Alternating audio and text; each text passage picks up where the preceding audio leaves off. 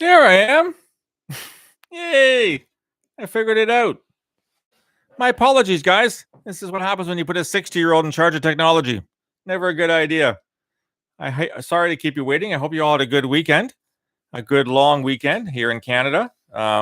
Wonderful weather, nice and sunny. Spent as much time outside as we could. So, welcome to Who Terrorized Who tonight. My name is Phil Gurski, president of Borealis in Russell, Canada. Again, I apologize for the mix-up tonight. People can see me. This is good. I want to. Well, this is your first time. Welcome to the live stream. We live stream on Mondays and Thursdays here. We talk about all things national security, public safety, and terrorism related. Love if you could subscribe to us, give us a liking on YouTube as well, even though I screwed up with the timing tonight. Again, my bad. It was I put the wrong date in the original posting. That was what happened. And when I tried to change the date, it went really, really bad. Hi, Felix. Hi, Isberg. Hi, Aiden. Nice to see you guys. I'm going to start with a really interesting story that I picked up just this morning, which seems to have gone nowhere, and it kind of fits in with the theme tonight. So give me a second here. This story broke yesterday in France, and the story refers to an 18-year-old woman and her three sisters and her mother, all of whom have been charged in a terrorism plot that they're going to carry out in the South French city of Montpellier. And it turns out the DGSI, which is France's equivalent of CSIS, the Canadian Security Intelligence Service, where I toiled for more than a decade and a half, found out that these women were plotting a terrorist attack, and that the 18-year-old, at least, if not others, were in fact fans of ISIS, Islamic State. So it seems that this was an ISIS-inspired plot. And when I got the news, I tried to find out more about it, and I couldn't find anything, especially on French media, which struck me as really, really odd, because French media are usually pretty good at this kind of thing. And I found out a few other reports. Reuters carried it. American Associated Press carried it. The Toronto Star, of all things, carried it, which kind of makes me wonder. But not a lot of details on what the plot was, how long it had been in the making. But thank God they've been arrested and nothing's actually happened. So why am I raising this story in terms of the theme for tonight? The theme is, are we losing our ability to actually call things terrorism?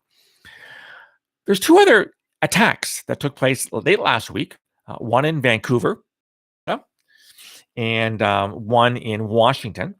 The one in Washington, you're probably a little more familiar with. This is a man who drove a car up to the U.S. Capitol. Yes, the same U.S. Capitol that had that big attack way back on January the 6th. He struck two officers with his car, got out of the vehicle with a rather long knife, and started to try to stab the officers before he was shot dead. One of the officers succumbed to his injuries from being hit by the car. And in the aftermath of the attack, the police were very careful, as they should be, in saying, we're not sure really what the motive is. We're a little confused as to why he did this. There were allegations of mental health issues. He hadn't been doing well socioeconomically. He had troubles with life in general. He talked about quitting a job, etc.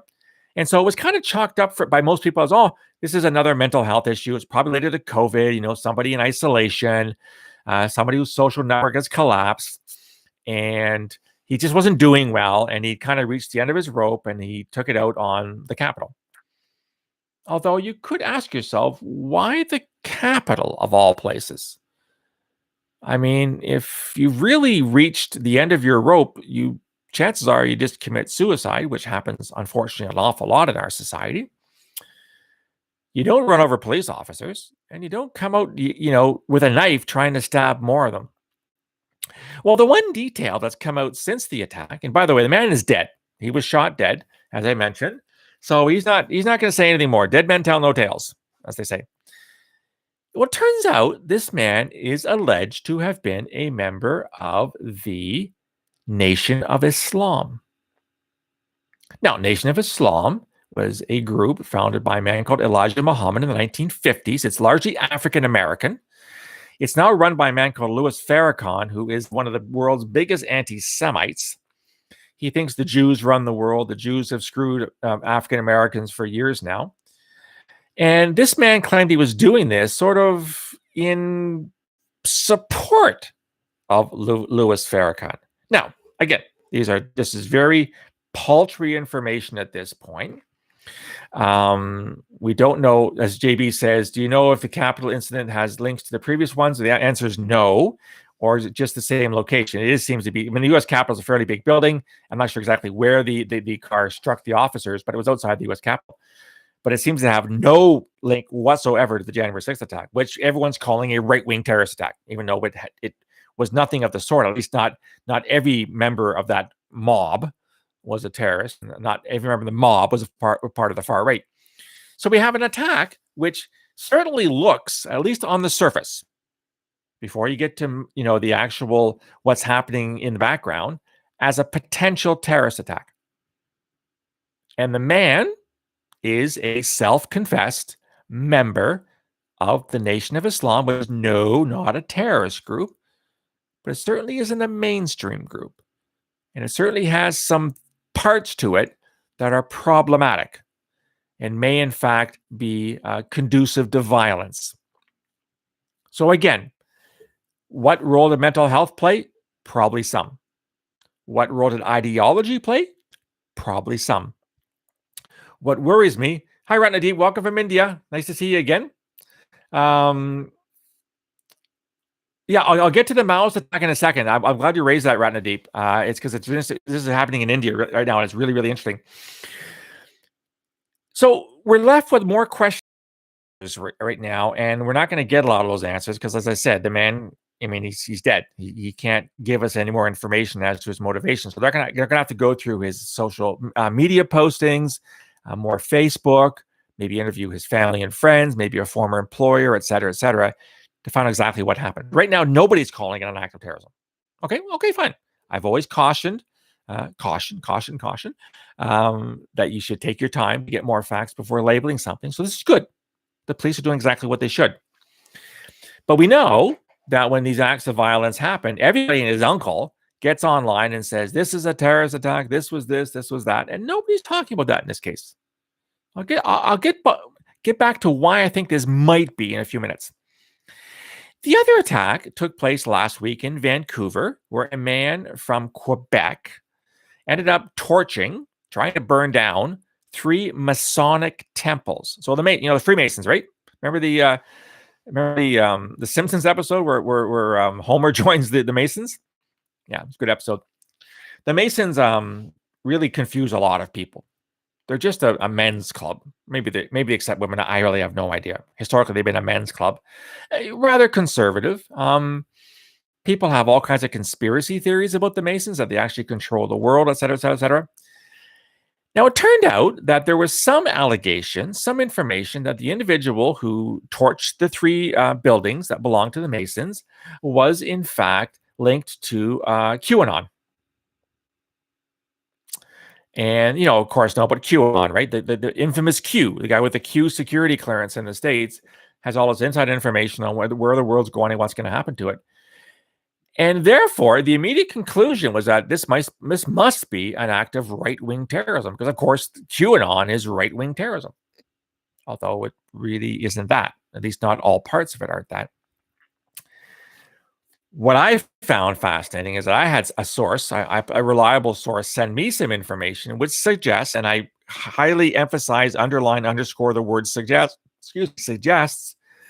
that the guy that torched the Masons may in fact have, and I stress may have, some links to Islamist extremism.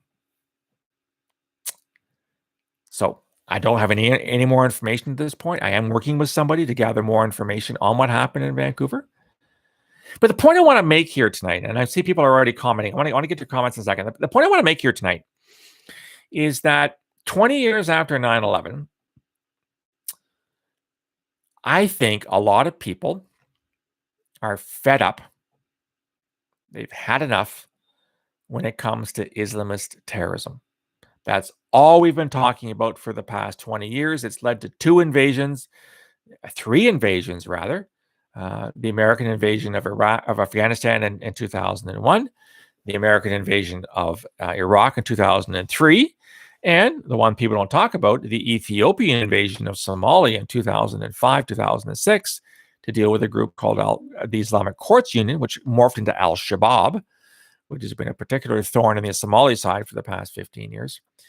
So it's been all Islamist terrorism all the time for the past 20 years. And I think people are just, they've had enough. They want to move on. Now, the thing they moved on to, so if you want to talk about terrorism in 2020, 2021, the only acceptable topic for many people is far-right terrorism, what we call white nationalism or white supremacy or neo-Nazism, or for some people, QAnon and things like that, conspiracy theorists. And the problem is, while there's no question that right-wing extremism is a phenomenon that we have to worry about, and rightfully so, when you look at, welcome back, Dean. When you look at what's happening on a worldwide scale on a daily basis, and if you don't read the news as much as I do, I humbly ask you or suggest you go to my website, borealisthreatandrisk.com, and look at the weekly terrorism updates that I put in there for about 2 months' time. And you'll see that 99.9% of all terrorist attacks on Earth in 2021, in the aftermath of the attack on the Capitol on January 6th, have been carried out by who? Islamist extremists. Al-Qaeda and its affiliates, Islamic State and its affiliates, Al-Shabaab, Boko Haram, the list goes on and on and on and on and on. And in the 8 weeks or 7 weeks, I believe, that I kept track of terrorism on a daily basis and charted it, I found a grand total of 0 far-right attacks that one could qualify as terrorism anywhere on the planet. And the point I was trying to make here was that, yes, we can talk about far-right terrorism. Yes, we can warn our officials that they should be on the lookout for it, and they are. I know that from firsthand information. But you can't pretend that as of April 2021, the only thing we need to worry about, and the only thing against which we have to dedicate resources, is the far right. Because the Islamist extremists, the jihadis, are still killing 99.9% of people on the planet, including a possible plot in France. There are arrests in the States over the past couple of weeks of Islamic State supporters. So they haven't gone away. And what worries me is that when we consume media, is that there are people that are just reluctant for sensitivity reasons or for reasons I already cited. They want to move on to something different. People have short attention spans, right? In the 21st century, it's like, what's new? What's new now? I don't care what happened 5 minutes ago. I want to know what's happening now. And that there's this hesitation to give Islamist extremism the importance, to a quarter of the importance that it still has. And that worries me, because an awful lot's happening that people aren't commenting on. If you've been following what's happening in Mozambique the past couple of weeks, there have been hundreds of deaths. A group that has pledged allegiance in part to Islamic State, called Islamic State Central African Province. And again, no matter where you look in the Western world, there have been a grand total of 0 attacks carried out by the far right. Just something to think about. Where do we put our attention? Where do we put our commentary? I don't know. It's a great question. If you're just joining us, I apologize for my late arrivals. It was my fault. I had the wrong date. Long story. You're listening to Who Terrorized Who tonight here on live stream on YouTube. We're here Mondays and Thursdays at 8 p.m. Eastern. So write that down. Every Monday, every Thursday, 8 p.m. we're here. We're talking about all things terrorism, public safety, national security related. I worked for 32 years in security intelligence. If it's your first time here, welcome. If it's not, welcome back. We'd love for you to subscribe and like us on YouTube, as well as check out the website, borealisthreatandrisk.com. Lots of material there, including a link to my new book, The Peaceable Kingdom, A History of Terrorism in Canada, from Confederation to the Present. We generally start with a theme, and then we go on into all kinds of tangents. So let's start with some of the tangents. And I want to get to a comment that Ratnadeep put in, which is really, really interesting. So yes, thank you, Ratnadeep. Ratnadeep is from India. He joins us here at Dark 100 in the morning every time, because India is, 10 hours ahead, I believe, of Eastern Standard Time. So he said that it was a massive attack in India. Over 400 Maoist insurgents surrounded the security force officers and opened fire. If memory serves me correct, Ratnadeep, there were over 30 Indian law enforcement officers killed, and that was last week. I don't remember what the state was. You know Indian states better than I do. Perhaps you can put what state it was. I remember tweeting about it though. And you're right. So here we are talking about Islamist extremism. Everyone wants to talk about the far right. There's been a Maoist, so a Maoist, like that, as in Chairman Mao. Remember him? Remember from China in the 1960s? There are still people who qualify as Maoists in the 21st century. Go figure. And there's been this Maoist uprising in, I believe it's eastern India, if memory serves me correct, Ratnadeep. So the part of India that borders onto China and Bangladesh. And they've been killing people periodically for a very, very long period of time. They're not going away. And yet, who talks about left-wing terrorism? Because that's what Maoists are. They're left-wing, right? They're not right-wing. They're not Islamists. They're certainly not religious terrorists if they're Maoists. And so it's interesting that this is an insurgency which morphs into a terrorism movement that nobody's been talking about for a very, very long time, which kind of underscores my point. So thanks, Ratnadeep, for making this point tonight. We seem to be forcing ourselves into a very narrow corner where a lot of people and a lot of our media commentators include many of our self-styled experts. Don't get me started on self-styled experts again. The only thing that's worth commenting on, the only thing that's worth highlighting is far-right extremism. And again, I'm not denying that it is an issue that needs to be looked at and monitored and taken care of before people die. But you can't deny the facts that there are an awful lot of people dying in violent extremist terrorist attacks around the world that have nothing to do with the far right. Neo-Nazis, white supremacists, white nationalists, QAnon, conspiracy theorists. So we've got to stick with the facts. Now, is it possible that we're going to see an upsurge in far-right terrorism? Absolutely. And I do think that their resources are being dedicated to looking at it right now. But we can't take those resources away from other things that are equally as important. So again, if you take a look at the news on a daily basis, what's happening around the world when it comes to terrorism, the field is still dominated as of just post-Easter 2021 by Islamist extremists, as the foiled plot in France just showed. There's a bombing in Mogadishu killed another 20 people the other day. Al-Shabaab attacked Somali forces. There was an attack I tweeted about in a place called the Puntland, which is kind of part of Somalia, carried out by Islamic State. So yeah, this is happening on a daily basis, guys. It's important to stick to the facts. So let's get back to some of the comments. So Dean says, maybe people were cautious calling the recent Capitol attack as terrorism due to the recent mass shooting in Colorado. Many were quick to assume motives. I think it's a really good point, Dean. And as I've said, I'm the first person to advise caution when it comes to not jumping the gun and calling things what they're not.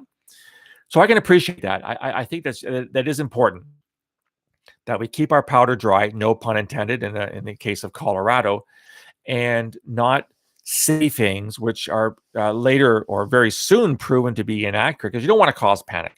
And the other point I should make about Islamist extremism in 2021, I think not only are people tired about talking about this, there was also a very, very unfortunate link that many made between Islam, the religion, and Islamist extremists. Now, is there a link? Absolutely, there's a link. Just read my books. I've written 6 books on terrorism, all of which focus largely on Islamist. Well, 4 of them were exclusively on Islamist extremism, and the other 2 looked at world religions, and the last one on terrorism in Canada.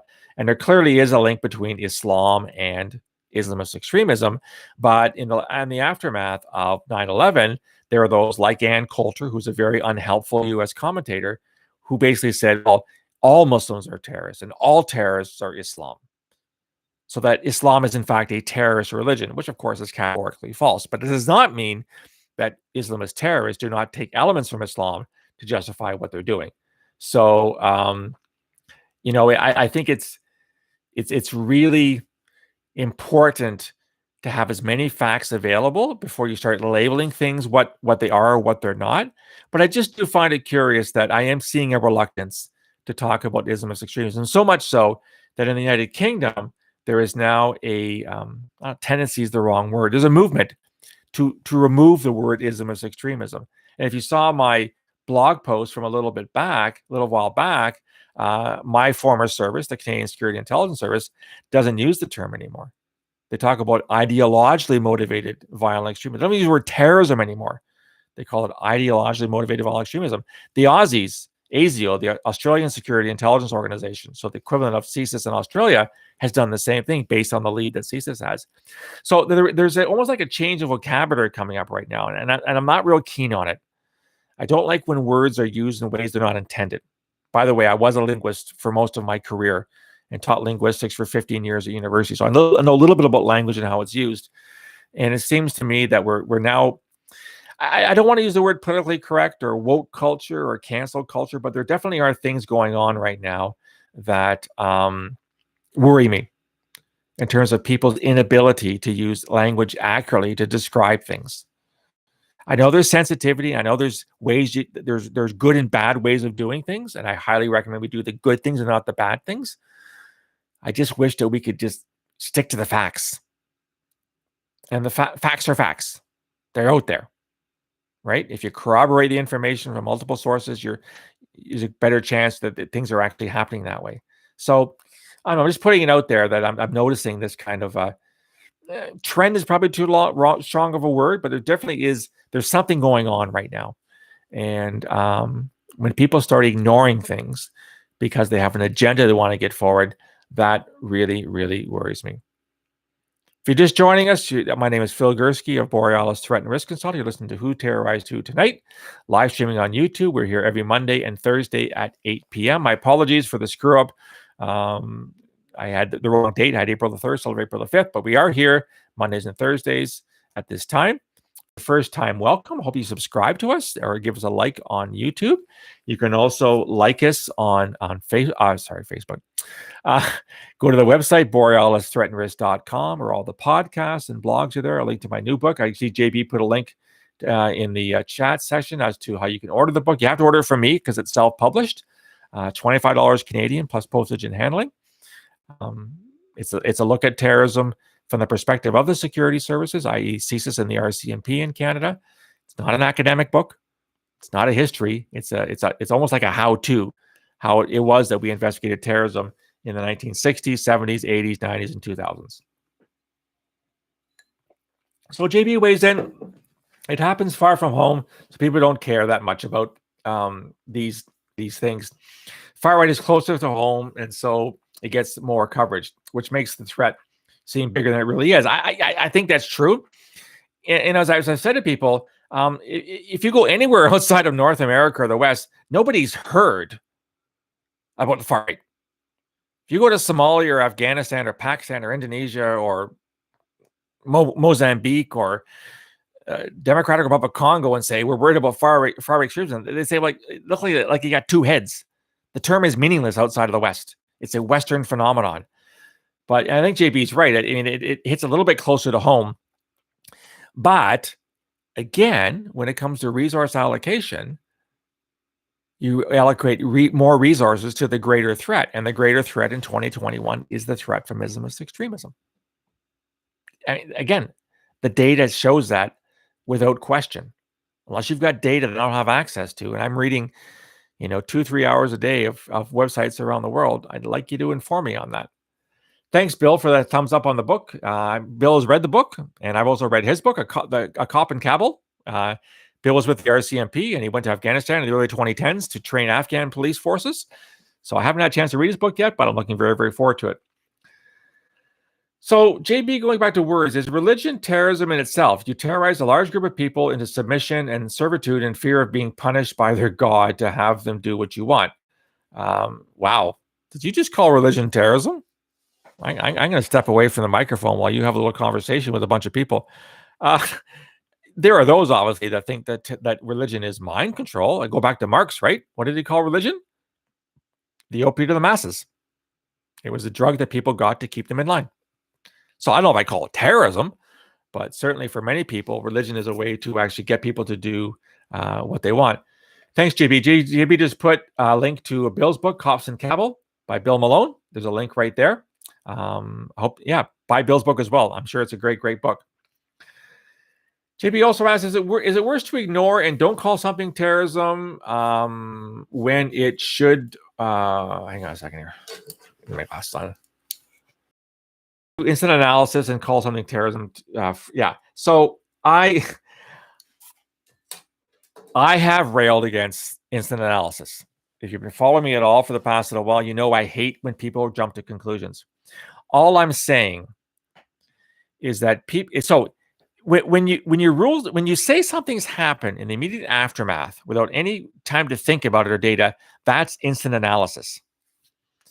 It's also instant analysis if you rule something out right away. You get that?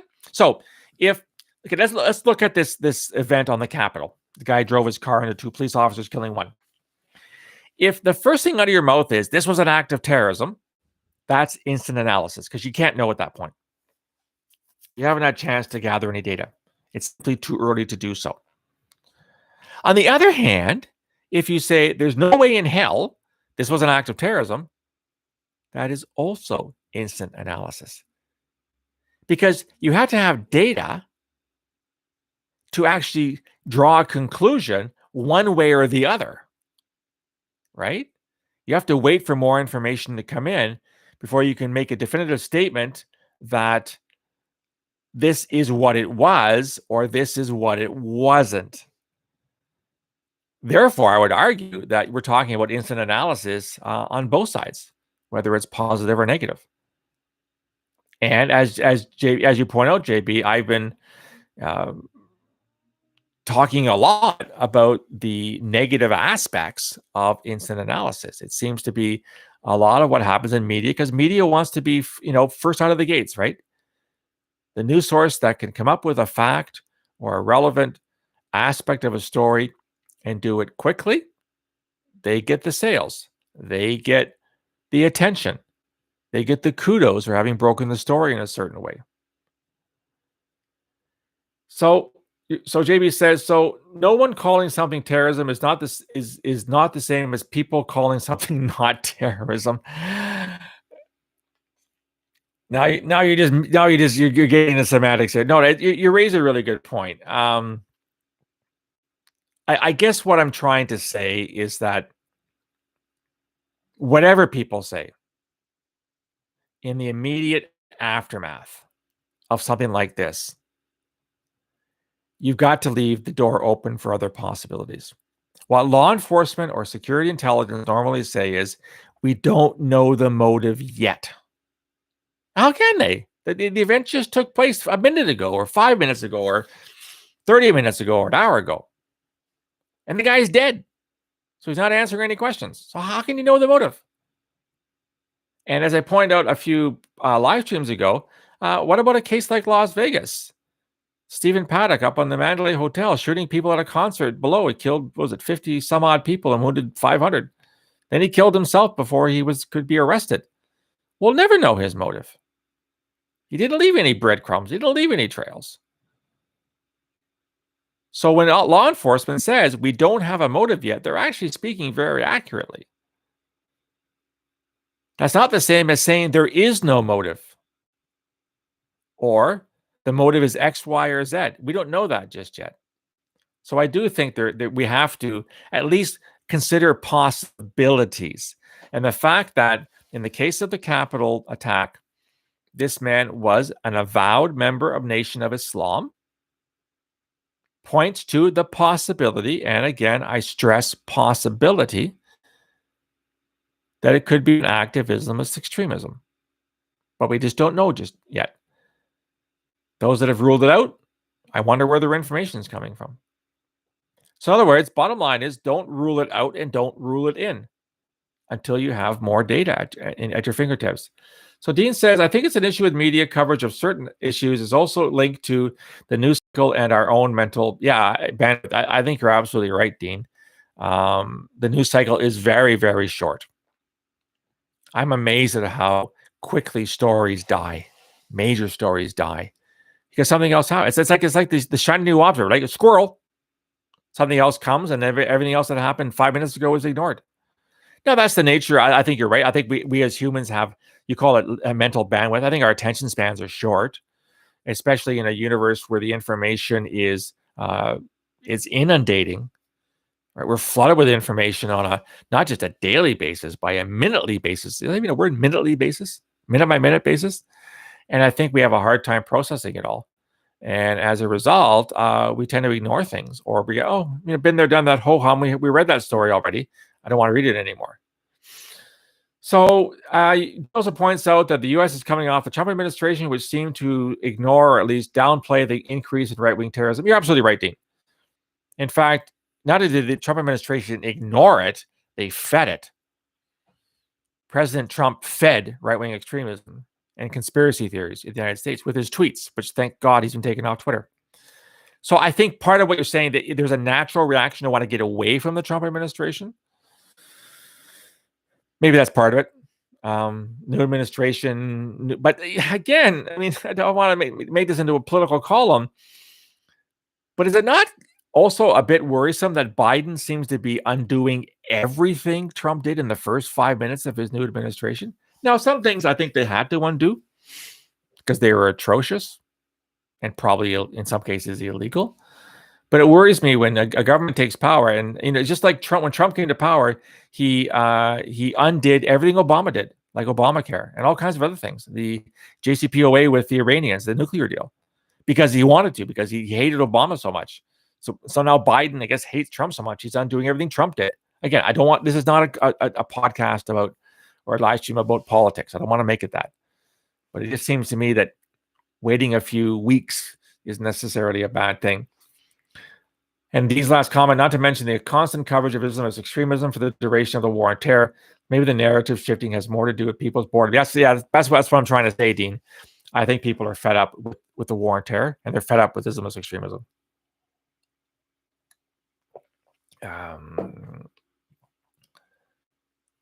What's this quote you got, JP? Never attribute to malice that which can be adequately explained by stupidity. Yeah, I like that. I like that quote. Hey, Brad, welcome back. Or is this your first time?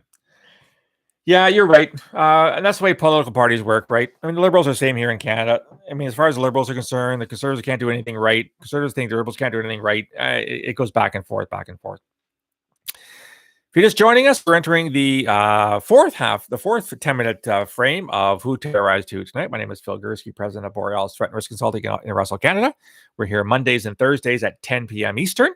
We talk about, live stream about all things terrorism, national security, public safety related. I spent 32 years in security intelligence in Canada, working on a whole bunch of things, including counterterrorism. I've written 6 books on the topic. There's a 6th of which you can get on my website, borealisthreatandrisk.com. It's called The Peaceable King. There's a link to it in the chat. It's self-published. You have to buy it from me. All my podcasts and blogs are there as well. If it's your first time, welcome. If you're coming back, welcome back. It's nice to see you. It's nice to see people active in the chat so far. Again, I apologize for being late tonight. It's my own fault.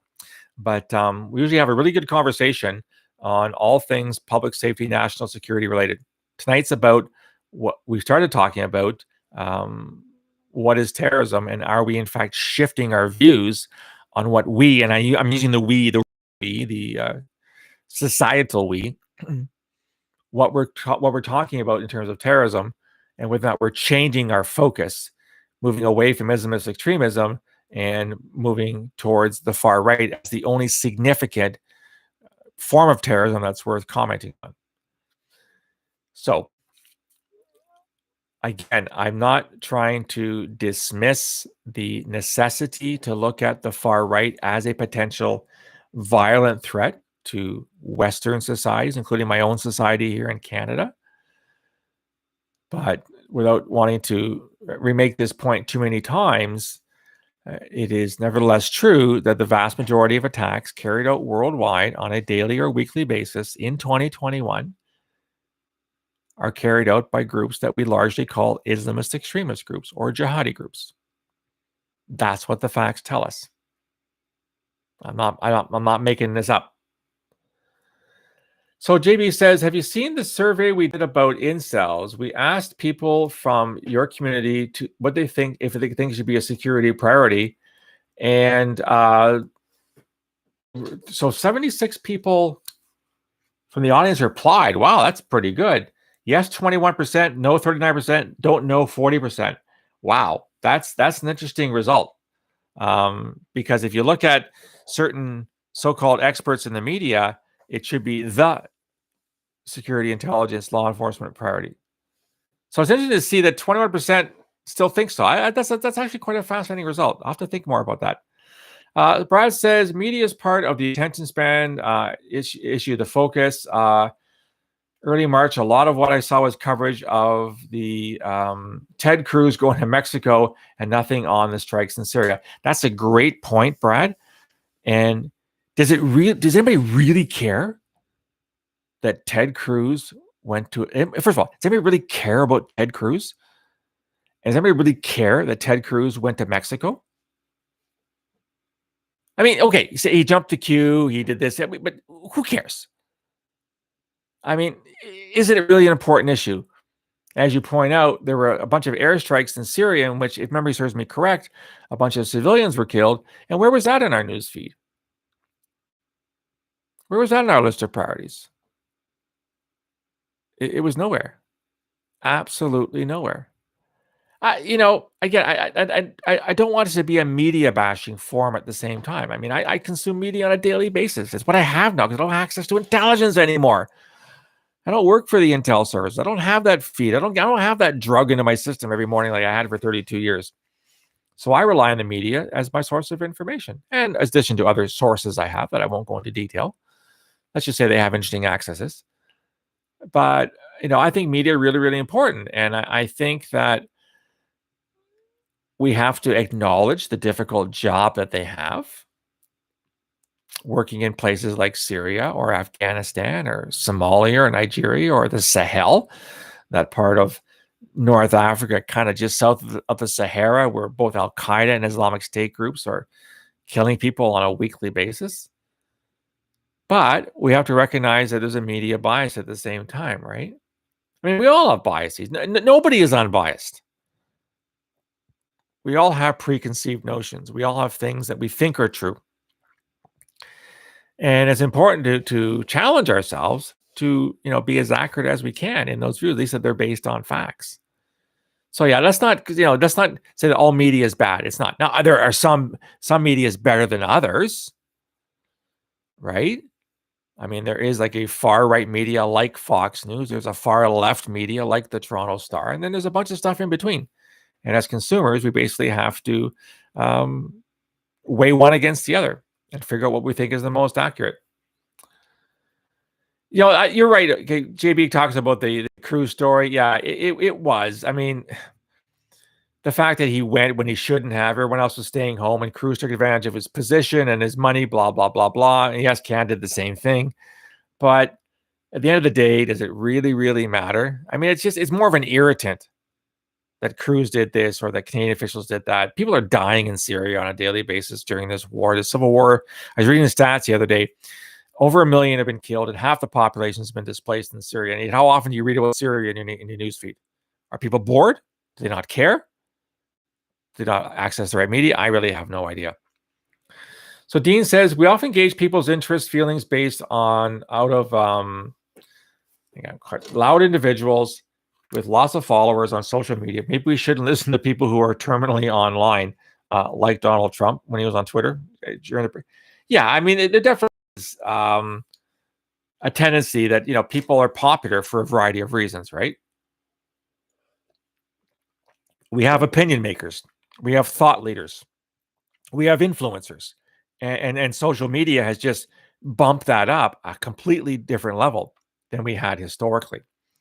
So, it is what it is. But I think as consumers of information, if you want to be as well-informed as possible, as accurately informed as possible, you start asking questions. Why is a person reporting this? Why are they saying it that way?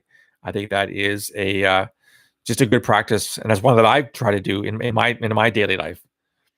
So Brad says, additionally, for most people, Syria is a thought or a spot on the map most will never visit, far from home. So there's pandering to the local audience. Yeah, local wins, right? It's kind of like real estate, location, location, location. And on the other hand, The other adage in media, and I'm looking at Aaron here, someone who studied journalism, if it bleeds, it leads. A lot of bleeding in Syria right now, not a lot of leading, which strikes me as really, really interesting. So are things changing in that sense? Hi, Yusuf. Welcome back. On topic of media, I notice a lot of the younger crowd tend to steer towards social media, Instagram, Facebook, which, yeah, are they unreliable sources? Not necessarily, but you got to question them because anybody can put anything on Facebook or Instagram. So, how good is it? What access do they have? What level of accuracy is there? What's the bias? What's the intent? Is it to influence or is it to inform? Is it a bit of both?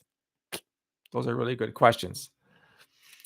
So Bill says comms were at the fore of any conflict, movement, riot, uprising, etc. Look at the roles that media played during World War II, Rwanda, Vietnam, etc. That's why comms is one of the first things to get blown up. Yeah. And what's that other phrase they have from war, Bill? Your first plan never survives the first engagement with the enemy. You can plan all you want, and yet when the thing actually gets going, all your carefully laid out ideas and strategies are basically go poof, they blow up. Yeah, that's part of it too.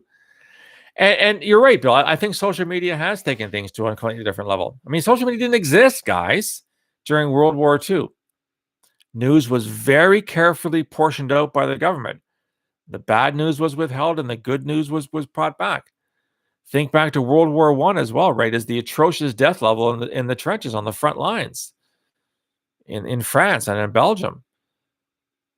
The governments that were sending soldiers there, including my own here in Canada, didn't want to report back that thousands, tens of thousands of Canadians were dying in a single battle.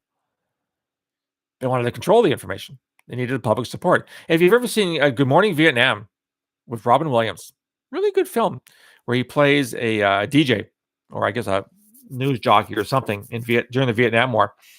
And there's a scene whereby he has to essentially run everything he's going to say by the censors.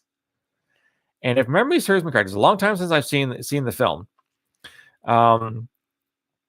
There's these twin brothers that are the censors that basically scratch out anything he wants to say on the radio because they want the Americans at home to hear only the good news of what's happening. That we're winning the war in Vietnam, which of course they weren't, right? So I think there is a lot of effort to control or to influence. It's not all just the facts, man. So Dean says, so yeah, talking about Twitter. It's funny you mentioned Twitter, Dean, because I tweet a lot. I tweet a lot because I follow news and I tweet what I find in the news. I tweet the news and I tweet the source of the news so people can make their own judgment. But I think Twitter, I mean, it is really bad because it's well, look again, going back to President Trump, look what he used Twitter for, right? And it is 24/7, and it's also a character limit.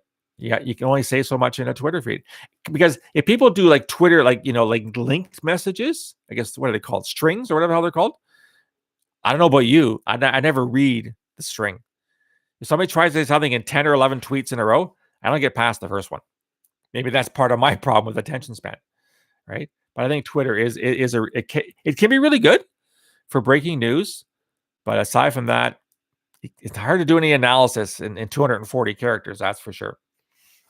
Bill says his grandfather used to tell him, believe nothing of what you hear and only half of what you see. Yeah, that's pretty good advice, I think, from your grandfather, Bill. Threads. Thank you, Aaron. Not strings, threads. Not really showing my age. Yes, Twitter threads. It is highly problematic, right? If you're just joining us, this is Phil Gurski of Borealis Threat and Risk Consulting in Russell, Canada. You're listening to Who Terrorized Who tonight, live on YouTube. We go live on Mondays and Thursdays at 8 p.m. Eastern. If it's your first time joining us, welcome. Hope you'll subscribe. Give us a like on YouTube. Also go to the website, borealisthreatandrisk.com. You'll find all the blogs and podcasts. Link to my new book, The Peaceable Kingdom. There's a link to it in the chat. You can buy it off the website. And talk about all things public safety and national security related. Yeah, I agree, Dean. I think that was really, really smart advice. So you say your dad told you a story about the war in Sarajevo. He heard one thing on CNN and another thing, another story. Yeah, you're right. And there's also a phrase, right? The fog of war, in that things are really hard to figure out when battles are engaged. Facts are changing constantly. The ground is shifting constantly. And I think, because we have ill-advisedly used the term war on terrorism since 9/11, I think there's a lot to be said here for terrorism as well. A lot of very, very bad information, disinformation, not necessarily, maybe more misinformation than disinformation. People reporting things as they're happening rather than waiting for them to actually mature in terms of our knowledge of them. Yeah, Bill came. The other thing that Bill talks about: the first casualty of war is the truth. Yeah, that's absolutely true.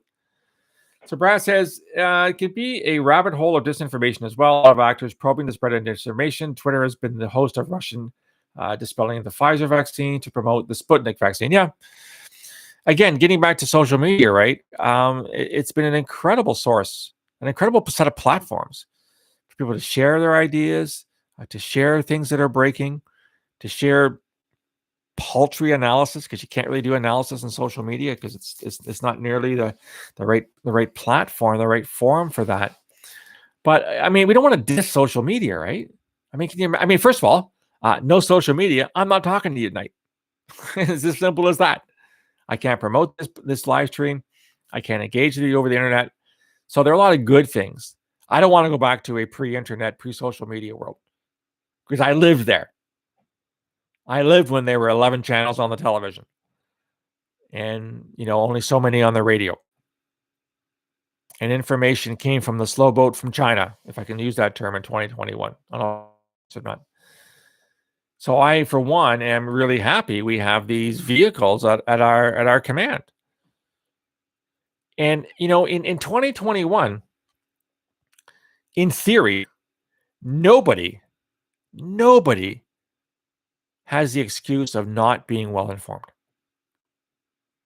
because you have at your fingertips and at your eyeballs, kind of an odd analogy, you have access to a cornucopia, love that word, cornucopia, of information that nobody in the history of the planet has ever had before. When I started in intelligence in 1983, yeah, we were collecting an awful lot of intelligence. But if I wanted to find an open source document to back up or learn more about what I was reading in the intelligence, I had to go to the library, the physical library, which we had in our building, and look up some physical reference book. Now I just type on Google, or if I have Alexa, which I don't, ask Alexa to tell me what's happening in Mozambique. So we really have, we're at a very fortunate time in human history in our ability to learn what's happening. But as Dean and others have said tonight, the problem with that is that we are not only receiving good information, we're receiving lousy information, disinformation, and misinformation. And so I think what's important now is not just that we give people access to this social media, we teach them how to use it. We teach them how to become good analysts, become good readers, become good consumers of information, so they can get rid of the bad stuff and stick with the good stuff. And this is the question I have, and I'm really curious. I mean, I'm not in school anymore, but is this part and parcel of what we teach kids in high school, late elementary school? How do you become a mature, seasoned user of information that's online? I don't know. Do we? Are kids taught these skills? I have no idea. If they're not, they sure as hell should be, because they are going to be the voters and the taxpayers of tomorrow. And if they are misinformed or ill-informed, then we're in a heap of hurt. Yusuf says, I guess a positive. We are luckily living in a country where there is a lot of access of information. Recently found out in Dubai, WhatsApp is banned. And you raise a good point, Yusuf. So thanks for putting that there. A lot of countries do, in fact, ban social media. China bans certain platforms. Saudi Arabia bans certain platforms. Iran bans Russia bans certain platforms because these platforms contain information that are critical of the government, and these governments can't stand criticism. If you've noticed what happens in Africa, almost every time before there's an election, the government of the day unplugs the internet for 24, 48, 72 hours so that people can't get information, which kind of points to why these so-called presidents are kind of dictators for life, because they keep getting reelected all the time because their opponents have no chance. The opposition leaders have no opportunity to get their information out because the internet's banned. It's taken down. So yeah, I think it's a really good point, Yusuf. So Dean says, don't get me wrong, social media has brought a lot of good things. The wealth of all sorts of info is really good, but it also means anyone can say what any BS they want, such as QAnon. Yeah, you're right. So Chris, welcome back, Chris. Chris says that you had media literacy in the 9th grade. That's really interesting. I'm so glad that you've said that. I'm so glad that, in fact, people are teaching our kids about how to wisely navigate social media and the World Wide Web. Because already, Chris, by the 9th grade, I don't know how old you are or where you went to school, but I'm looking at my 3-year-old grandson who has, we let him use the iPad, and it just looks like kid stuff, obviously. But by the time my 3-year-old grandson gets to high school, he will have consumed 10 million hours of videos and audio and all other kinds of files. And so it's great that he'll get that kind of training. But there'll be a lot of things that have to be undone, right? I mean, a kid in grade 9 is what? So I'd say no, I was young in grade 9. So when you're in grade 9, you're 13, 14 years old. Is that about right? That sounds about right. No, maybe 15 years old. Something like that. Anyhow, you've been using social media since pretty well the day you were born, which means you've had a lot of time to pick up bad habits, which had to be undone. So, let's see, Dean talks, okay, this is just about interference, the case in China, Chinese Canadians using WeChat. Yeah. So yeah, again, China is one of those countries that just simply says we're going to ban whatever we don't like. It's as simple as that. Felix says, do you think we should be afraid of China as a large source of disinformation? Absolutely. Maybe not. Okay, so I'm going to be careful here, Felix. Disinformation is not my specialty. I mean, the Russians are much better at the Chinese for so far, much better than the Chinese are. But we know the Chinese are big into foreign interference here in Canada, and I've had a few podcasts and blogs about that. I've talked to people. We have a podcast coming up. I'm not sure when, JB, or in a few weeks from now. I talked to a Uyghur Canadian who's been harassed by Chinese officials here in Canada because he's talking about the incarceration of well over 1 million Uyghurs in East Turkestan in northwestern China. And so I do worry an awful lot about China's interference. And even the CSIS director, Canadian Security Intelligence Service, where I worked, talked about Chinese interference. So it's a huge problem, absolutely. So whatever China's doing, they should stop. They're not going to, but they should. Okay, Chris, you're 23. I get you're bragging. Okay, you're really young. Fine. You're 40 years younger than I am. Congratulations. Just kidding. So Dean says, on the topic of leaders unplugging the nation before an election, was that common practice before the Arab Spring, or would you say the Arab Spring started the practice? I think it's both, Dean. I think most of the Arab and Muslim world are run by autocrats, even if they were elected at some point. The elections certainly weren't free and they weren't fair. They were rigged. So I think that these leaders have had a great deal of experience in tainting the media. It's funny. I looked at the Middle East for years as an Arabic linguist, and so again, pre-internet, we used to get hard copies of newspapers from the Middle East so we could practice our language skills. And I remember any Arab newspaper you picked up, there was one thing you were guaranteed to see on the front page. That was the king/prince/dictator/so-called president meeting with so-and-so on the front page of every day, every edition, every day of that newspaper. That went to show how biased the reporting was. So I think this both predates and postdates the Arab Spring. Hey, Iceberg, I only learned the idea of propaganda in psychology. I had to teach myself some things later. Yeah, we don't talk. See, propaganda has been going on forever, but nobody talks about it, right? We kind of think, well, if it's in the newspaper, it must be true. No, that doesn't be true at all. Check your sources. Check who's reporting. Check their biases. Check their reporting history. Doesn't necessarily have to be true just because it's in print. So Bill says, speaking of dictators for life, Putin just signed legislation that will allow him to run for office for 2 more 6-year terms. Thanks, Bill, for saying that. I've been following that on The Economist, that he was going to do that. I didn't realize he'd actually just done it. So if that's the case, he'll be president, I believe, for it's either 25 or 30 years. He will be president of Russia. So he did step down for 1 term when Medvedev became president. And he became, I think, prime minister. Then he came back after his 1 term off. But yeah, Brad says too, I mean, he's an expert at it. He absolutely is. Right. And, as a sidebar, and we're getting a little bit off national security, but that's okay. This is a really great conversation. As much as we complain about our government here in Canada, whether it's the Conservatives under Harper or Mulroney, or the Liberals under Chrétien or Trudeau, we got it pretty good here, guys, when you look around the world. I'm not saying our politicians should not be criticized and held to account,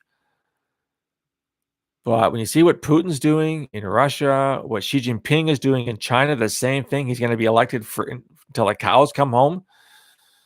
In China, you look what's happening in Egypt with Sisi after they threw out Morsi, the Mohammed Brotherhood candidate, a couple of years ago. Yeah, we got a lot of problems here in Canada and in the West in general, but we are doing fairly better than a lot of our counterparts around the world. Chris says, I'm glad I can call Trudeau a poo-poo head and not get arrested by the RCMP. So I don't know if you know, Chris, but William Malone is an ex-RCMP officer. So he just wrote down what you said. And I think Bill's going to call his colleagues first thing tomorrow morning and have you arrested. No, I'm just kidding. You're absolutely right. We can say all kinds of things. We have that freedom here in a liberal secular democracy, and that's the way that it should be. That's the way that all countries should be. We should have the freedom to criticize our leadership.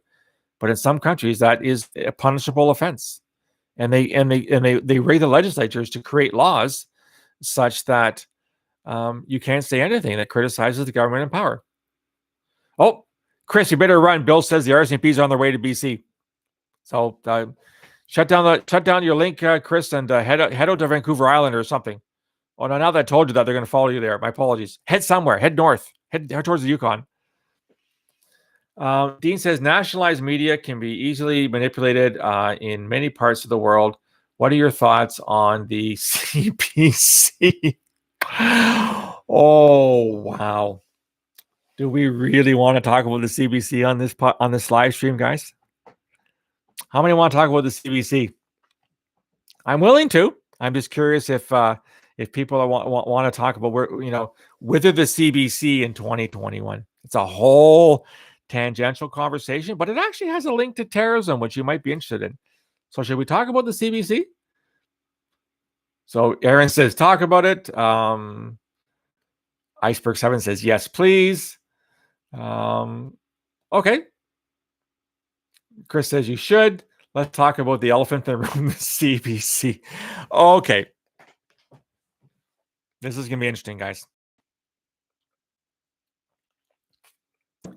For the record, when I retired from the security service in 2015, I was a regular guest on CBC radio and CBC television. Chris, I wish I was on more often, Chris. I'll tell you why I'm not. I have been a consumer and a fan of the CBC for most of my adult life. Just ask my wife. I would, when we were driving in the car, whenever the hour came up, I made sure to switch the radio to the CBC. You've only seen me once on the CBC. I'll tell you why, Yusuf, in a second. Bear with me. But when it was 6, I always listen to The World at 6. I listen to As It Happens. I listen to a lot of news programming. I had faith in the CBC as a national provider of news of Canadian interest. I thought fairly highly of their international profile as well. Thought they were good. I really did. I would often push back against criticism from those who said the CBC it stands for the Communist Broadcasting Corporation, or it was far left of center, or it was really biased, et cetera, et cetera, et cetera. Like I said, everyone has a bias, right? And I've now changed my tune on the CBC. And not just because they don't interview me anymore. I haven't been on the CBC since August of last year. And the last time I was on The Current, which is a program that is Monday to Friday at from 9 to 11, I believe, or 9 to 10. Anyway, it's a news program. Used to be Anna Maria Tremonti before she retired. Now it's what's his name? He used to be with Toronto CBC. The name will come to me. It just slipped my mind right now. Anyhow, I was brought on a program to talk about whether Canada should move heaven and earth to repatriate those of our citizens. Matt Galloway is the host of CBC's The Current right now. I was asked to weigh in on whether Canada should move heaven and earth to rescue our citizens who thought joining ISIS was a good idea and are now stuck in a camp in Iraq or Syria, and they want to come home. And they want us to go and find them and pay their way home. And all the guests before me said, oh, this is a terrible situation. Canada should save these poor people. They're Canadians. Justin Trudeau was elected 2015. A Canadian is a Canadian. We have to rescue them. They're suffering. And it came my turn. And I said, okay, we're now talking to Phil Gurski. He used to work for CSIS, Canadian Security Intelligence Service, an ex-intelligence analyst. He's written books on terrorism. What do you think, Phil? Should we rescue these people? What obligation do we have? And my one-word answer was none. And Matt said, excuse me? We have no obligation? No, Matt, we have no obligation to rescue them. They made a bad choice. They decided to go and fight for ISIS. And so they made their bed. They're going to lie in it. I don't advocate taking their citizenship away. That's wrong. So if they make their way home, we have to bring them back because they are citizens. But no, we don't have to go and rescue them any more than we have to rescue drug addicts in the Philippines or child molesters in Thailand. That was the last time I've been on CBC. So I kind of went against the grain. And the larger point I'm trying to make here, guys, is that I don't like the term, and I'm going to apologize for using it, but I do think many parts of the CBC have been taken over by woke culture and cancel culture. And it's got to the point now.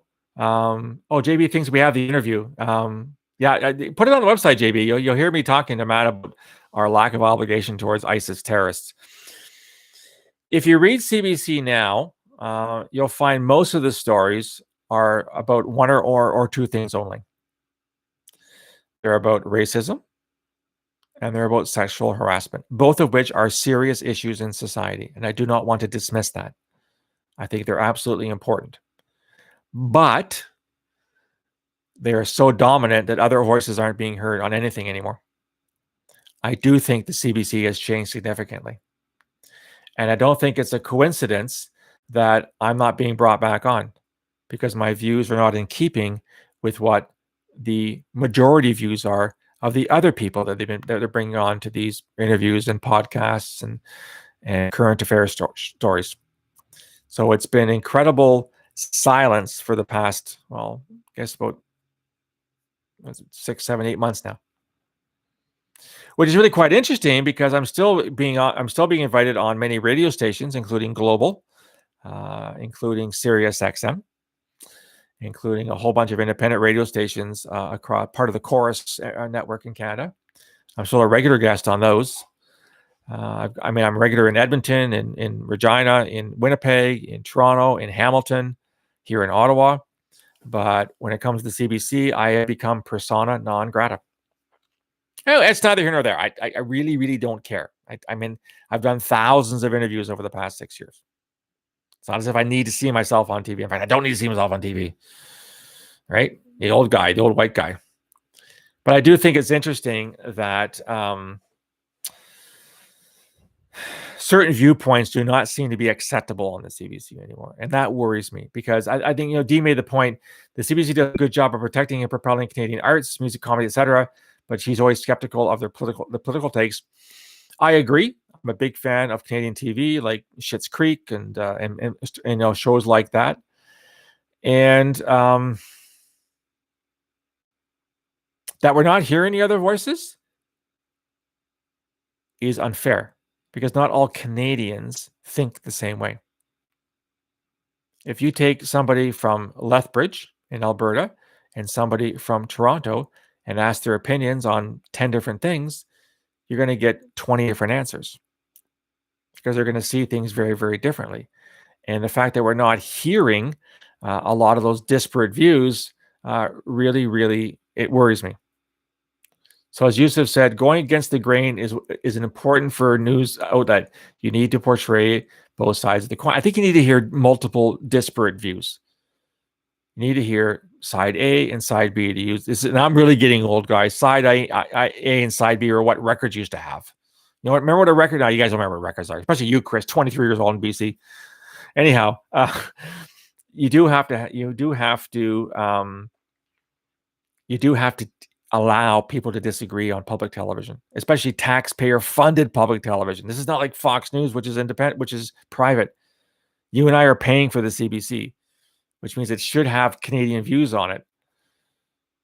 And it doesn't have all the Canadian views that can be. So JB picks up this notion that, what Yusuf said, how can there be two sides of a coin in facts? I think that bringing people from both sides to debate facts looks like most news do these days is only, yes, you're right, JB. Facts are facts. I mean, it's either black or it's white. But the thing is that in your analysis of the facts, you can disagree. I think the facts mean this. No, I think the facts mean that. So getting back to what's happening in Iraq and Syria. Some 200 Canadians thought it was a good idea to join ISIS. That's the fact. About 60 are dead. That's the data that I have. 60 are still there, and 60 are there and want to come back, or some want to come back. Some are probably still fighting with ISIS. Those are facts. The question becomes, what do you do with them? Do we move heaven and earth to get them back, as some people have advocated? And I have this constant Twitter battle with this woman on the East Coast who every day says to me, you're wrong, you're wrong, you're wrong, you're wrong. We have to bring them back. We have to bring back. We have to bring back. I say, no, we don't. No, we don't. No, we don't. We're just yelling at each other on Twitter. Well, it's not yelling. We're politely disagreeing with each other. So it's not that the facts can be disputed. It's the interpretation of the facts, and it's the analysis of the facts. Schitt's Creek. Yeah. So yeah, you just discovered Schitt's Creek. It is like one of the funniest comedies ever in Canadian history, and it caught on south of the border too, with the Americans, which was kind of interesting. So anyhow, Schitt's Creek is great. Unfortunately, it's ended. Bill says, I'm in opinion that Al Jazeera provides the most balanced reporting that I've seen in recent times. You know what, Bill? You're absolutely right. I'm a big fan of Al Jazeera. Obviously, the English one, because my Arabic is so lousy right now. Al Jazeera is pretty good. It's probably the fairest media reporting in the Middle East. Al Arabiya is 100% Saudi. Arab News is 100% Saudi. A lot of the sites that come out of the Middle East are very pro-Saudi. Al Jazeera is very balanced, and I like Al Jazeera. And the Saudis hate it. The Saudis hate Al Jazeera with a passion because they sometimes have information that's against the Saudi regime. So good on them. So let's see now, what's Dean talking about? There's different schools of thought. There's more than two. So seeing more than one side is important. Absolutely. So a political analysis show, don't call it a news show. Oh, okay. Well, we're kind of splitting hairs here, I think. No, Bill, I won't let the truth get in the way of a good story. News shows should be about facts. I think taking a side on what to do next has to be done by someone else. The problem is that the old days of analysis shows are dead. No one watches analysis shows anymore. No one listens to them. Therefore, you have to make it as part of the news. It's as simple as that. Yusuf agrees with Bill on Al Jazeera. It's very refreshing. Absolutely.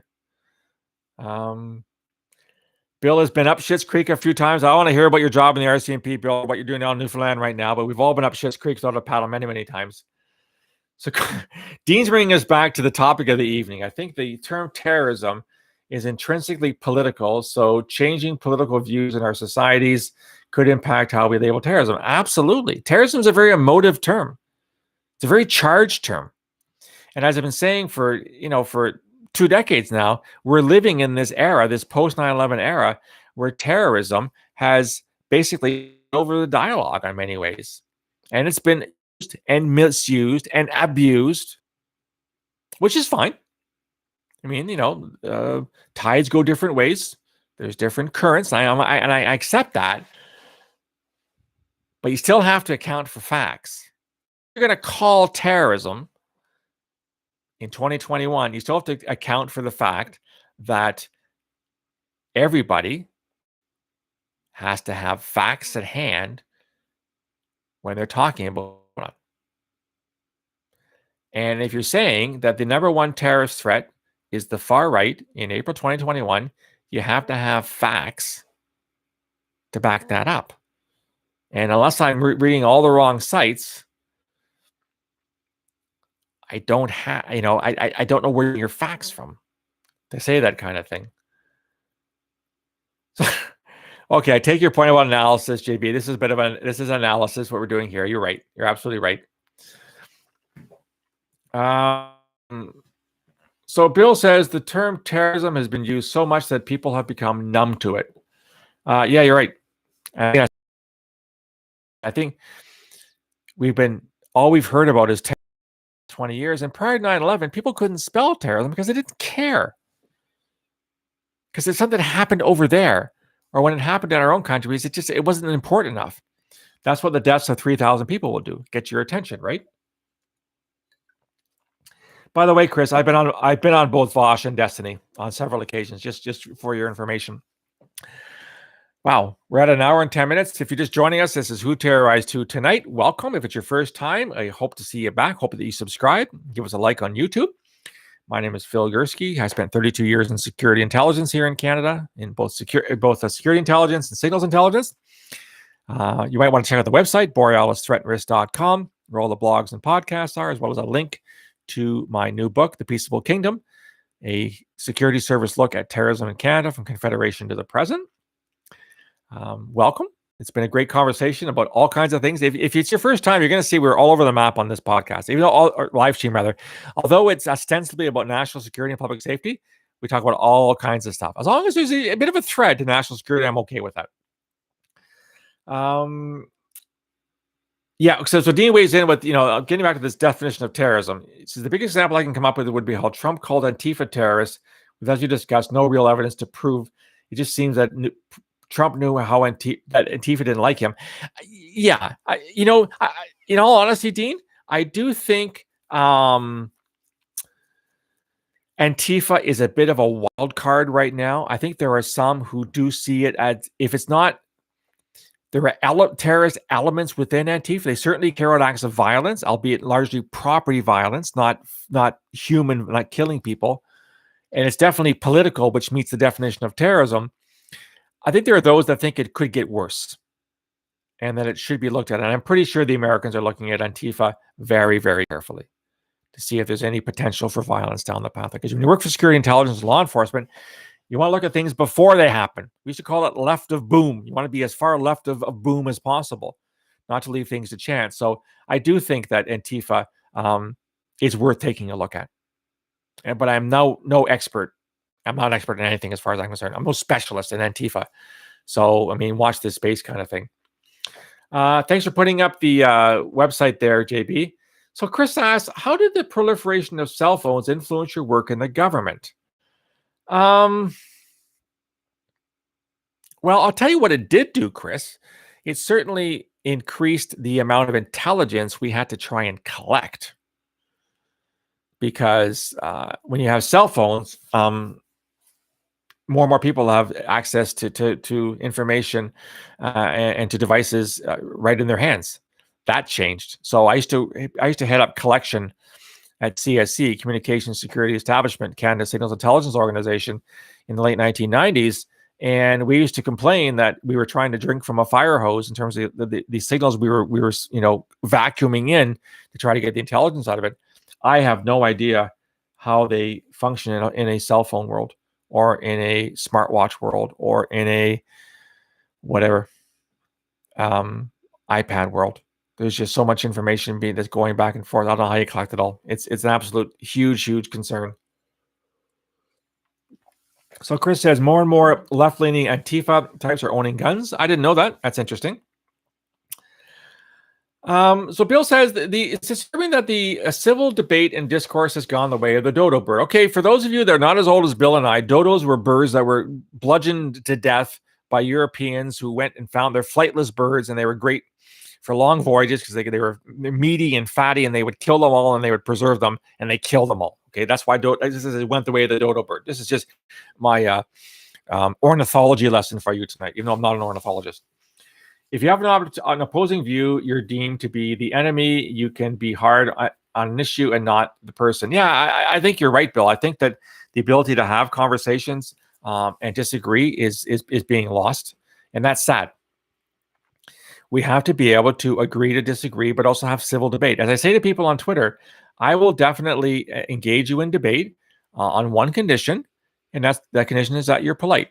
If you call me all kinds of names, I'm going to stop engaging with you. So feel free to disagree with my view, but don't disagree with me as a person. Don't point out, don't start calling me names and insulting me because you disagree with my views. And so, yeah, I think civil discourse is really in trouble, and that worries me as well. So Dean says, getting back to Antifa could be a bad example. It's such a broad movement with various levels of engagement. Obviously, in a political movement so large and broad, some would be more violent than others. Well, Dean, it's funny that you make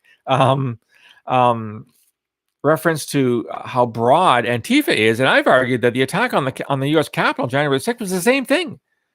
It was called a terrorist attack, but it was nothing of the sort because not all the people that were there on the 6th were terrorists. Not all of them were far right. Some were. There were some Proud Boys, and yes, that QAnon guy with the buffalo horns and the hairy chest. He was there from QAnon, but there were people from disparate movements that attacked the Capitol on that day, which meant it couldn't be a terrorist attack because it wasn't one movement, it wasn't one group of people, it wasn't one ideology, it wasn't one thing running it.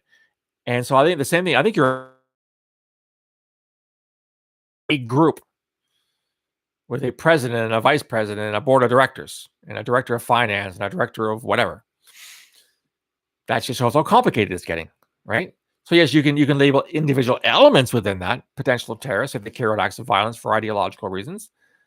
But I'm not sure you can call Antifa in the same way we call ISIS a terrorist group, or Al-Shabaab in Somalia a terrorist group, or Al-Qaeda a terrorist group. Don't get me started on Proud Boys in Canada. I wrote a whole piece on Proud Boys and then a podcast on it about how the government failed miserably in calling the Proud Boys a terrorist group. Anyway, it's my opinion. So Iceberg says, I think if the public knew the tactics used in media for propaganda, the public would see the media from a better perspective, but getting that out might be labeled a conspiracy. Well, yeah. But again, I mean, question everything, right, guys? Did we learn that? You really should question everything until you can do your own analysis. You can make your own judgment. You can get your own information and see how accurate it is and corroborate it from multiple sources. Be an intelligence officer, in other words. Don't take the first story that's given to you. Look at them all. Corroborate multiple sources. Then make up your mind what something means. Not the first 2 minutes after you see it. So, Felix asks about DDoS as cybersecurity. I'm going to pass, Felix, for the very simple reason that I know absolutely squat about cybersecurity.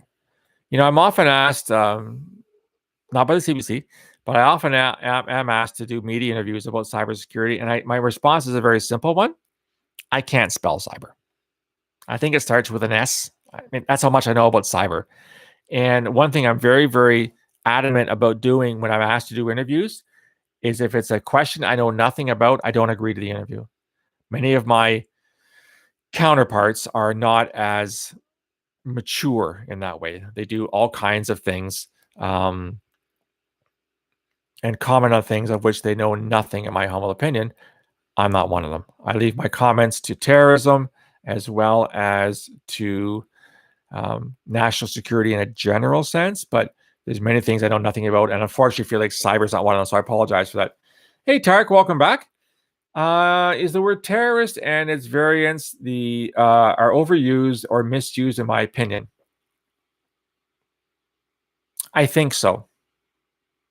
And the problem is, Tarek, that when it comes to terrorism, there's a colleague of mine in the Netherlands. I'm a fellow at something called the International Center for Counterterrorism in The Hague. I've been a fellow there since 2015.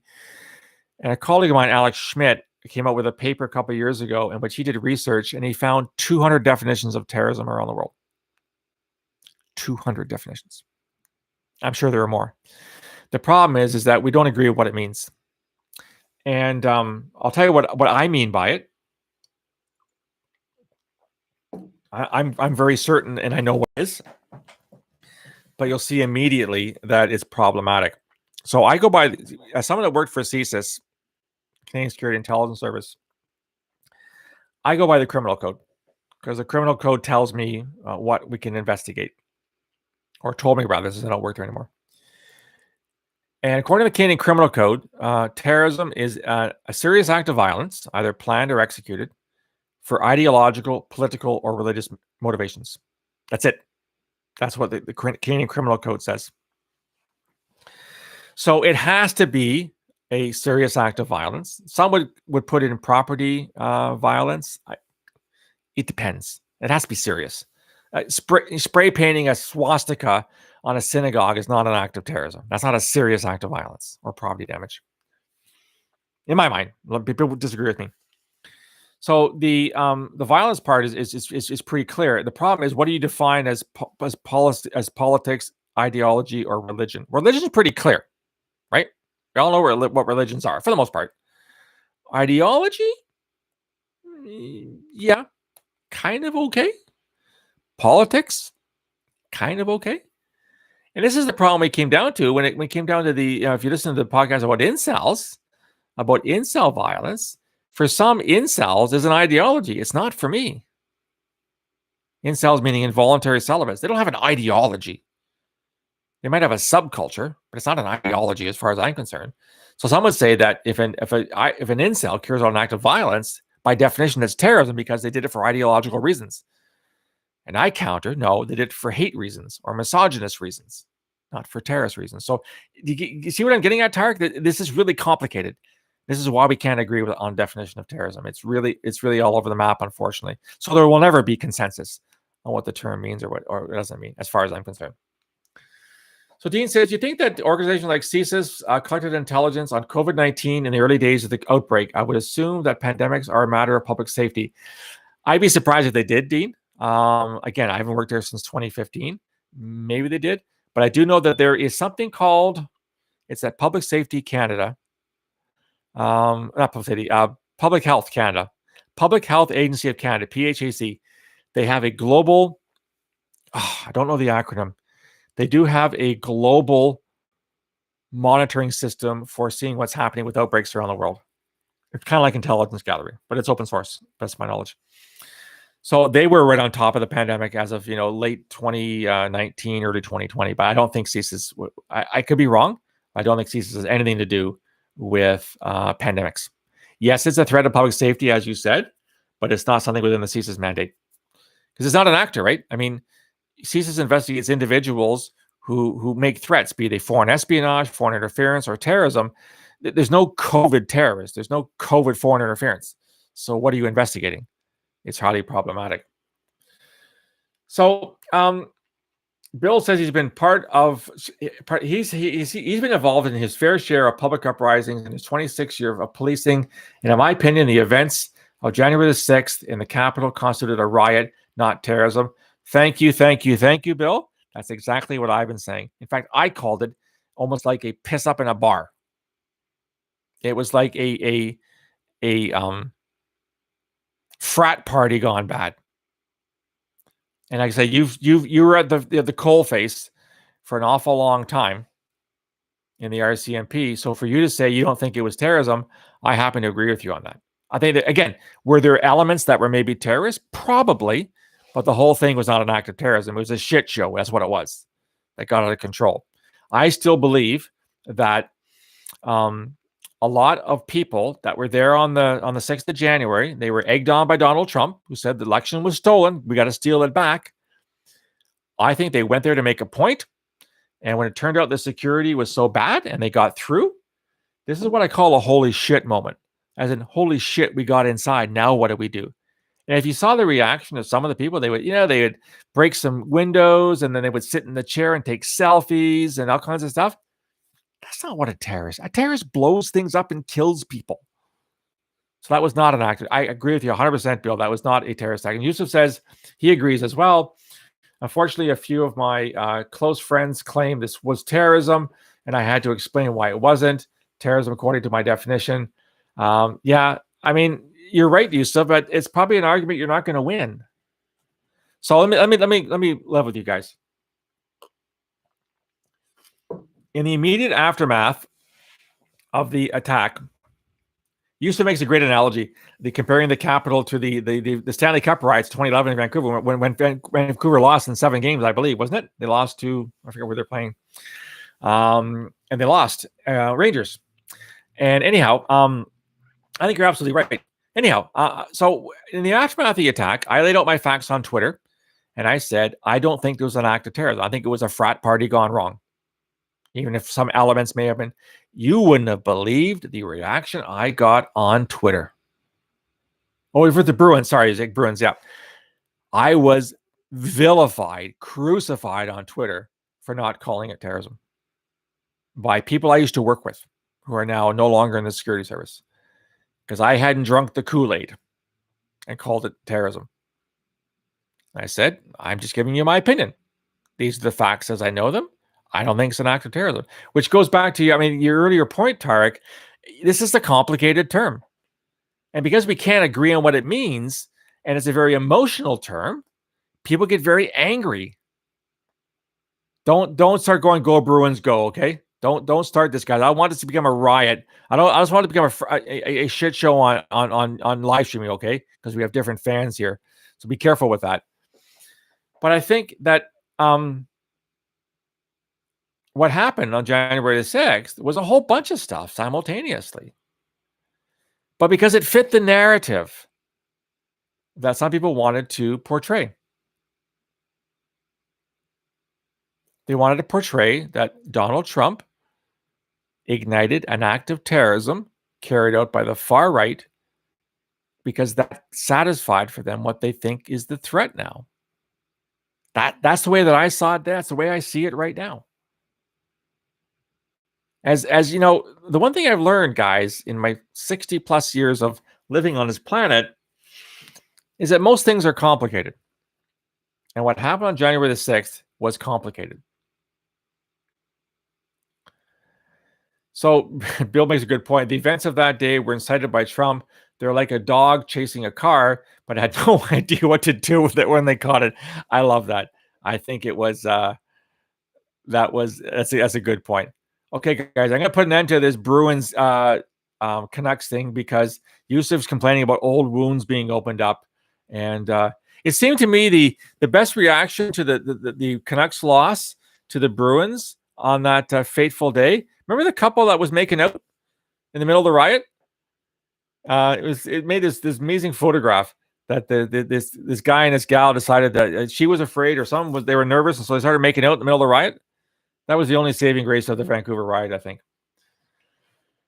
So Dean's, I think you're right, Bill. That people may have been terrorized by the events, but it wasn't an act of terrorism. I think people were terrorized. My God, if you were sitting in the Capitol that day and all these idiots, including a guy with buffalo horns and his hairy chest sticking in your face, comes in, I'd be terrorized too.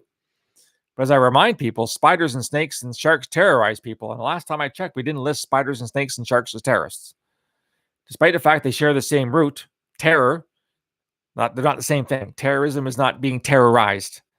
And there's still people that tell me that. They said anything that terrorizes somebody is a terrorist. Okay, that means, I guess, street gangs are terrorists. And random killings are terrorists. And people with mental issues that kill cops at the Capitol by running over the car are terrorists because the cop was terrorized. And we don't want to go down that pathway as far as I'm concerned. So Dean said, is planning something you consider an aspect of terrorist, or could it be a terrorist act in the spur of the moment? Generally speaking, Dean, it can be spur of the moment, but there has to be an underlying ideology behind it. So in other words, let me take a very simple example. You could be, let's say, a supporter of Hamas. Now, Hamas is a Palestinian terrorist group. Everyone agrees on that. And something happens in Israel, and you get really pissed off, and you get in your car or pick up a knife, and you lunge at a bunch of people at a bus stop. So you didn't plan the act of terrorism, not in a way that we understand planning. But the fact that you were reacting to something and your ideology said, I can react this way by plunging a knife into somebody, that would constitute an act of terrorism. It doesn't have to be long-standing planning. As long as it's ideologically pinned, therefore it's an act of terrorism. So 9/11 was probably years in the planning. And I've seen attacks in France that were days in the planning. So some of the attacks, probably the attack in Ottawa in October 2014 was planned over a matter of days at most. So no, it doesn't have to be months or weeks in the planning.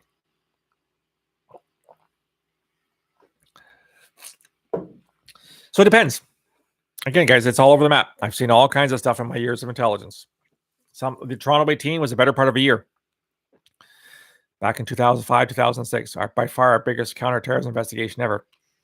And they were talking about stuff in the fall of 2005, and they were arrested in June 2006. So that's how long it took to plan the 3 tons of fertilizer that they were going to bomb downtown Toronto with. If you're just reaching us, welcome. We've been here for 90 minutes talking about terrorism. My name is Phil Gurski, president of Borealis Threat and Risk Consulting. You're listening to Who Terrorized Who tonight. We're live Mondays and Thursdays at 8 p.m. Eastern Daylight Time. If it's your first time, welcome. Hope you become a subscriber to the channel. Give us a like on YouTube. Also, you can visit our website, borealisthreatandrisk.com, for all the blogs and podcasts. A link to my new book, Who Terrorized Who? My new book, The Peaceable Kingdom: History of Terrorism in Canada. There's a link in the chat. You can get it. It's self-published. You have to buy it through me. We're here to talk about all things national security and terrorism related. And it's been a great conversation as usual tonight. This live stream has been going on for weeks now, and it's getting better and better every night, guys. So for those of you who are repeat guests, thank you. If you're here for the first time, I hope you're getting a sense as to what this live stream is all about. A lot of great comments and great debate going on here. Dean says, what about wannabes? From my limited knowledge, there seems to be a time where ISIS and other groups would claim any attack, mass killing in the West as one of their plans. This is a really good point, Dean. This is a really good point that you make. And you're right. There are a lot of what we would call wannabes. These are individuals who couldn't spell ISIS, who would carry out an attack and claim they were part of ISIS. And as you point out, the other side of that is that ISIS will say, hey, that Phil Gurski guy in Ottawa, when he took the knife to the police officer in on Parliament Hill, he's one of ours. They have no idea who I am. They are taking advantage of a set of circumstances to make them sound bigger than they are. In Edmonton in September of 2018, I want to say, where a guy drove a car past Commonwealth Stadium, the football stadium, and he struck a police officer, had him go flying through the air, got out of his car and started stabbing the officer. Luckily, he was wearing a bulletproof vest, so he didn't get hurt. Well, aside from getting hit by the car. And then he drove down Jasper Ave, which is a major thoroughfare in Edmonton. He struck 4 people or 5 people. He killed none, thank God, before he rolled his truck. And when the cops got him, he had an ISIS on the dashboard. Now, he was found guilty of murder. He was not charged with terrorism. He was charged with murder. And that's a whole other discussion we should have one night about when maybe we'll do that on Thursday. When to lay terrorism charges and when not to. That actually be a very fascinating. Write that one down, JB. We're going to talk about when terrorism is not a necessary crime. It'd be a fascinating conversation. Anyhow, he had an ISIS flag, but I'm sure he couldn't spell ISIS if you gave him the first 4 letters. But he saw himself as an ISIS terrorist. And as you point out, Dean, if you go on places like the SITE Institute, so it's SITE, Unfortunately, it's paywalled, but they're the best site in the world for ISIS propaganda. They claim all kinds of things that they weren't behind because it makes them look big, makes them look important, especially now in the aftermath of the so-called destruction of the caliphate in August of 2019. ISIS needs all the good news it could get. And so Joe Blow in Belgium or in Moscow or in Manila carries out an attack, and they can say, that was our boy doing that. It reminds the world that, hey, we're still here. Oh, and by the way, ISIS is not defeated, despite what Donald Trump told you in the lead up to the presidential election. They're still very, very strong, carrying on attacks on a daily basis in Iraq and Syria, let alone the 20 affiliates around the world that they have. So another book that you might want to pick up.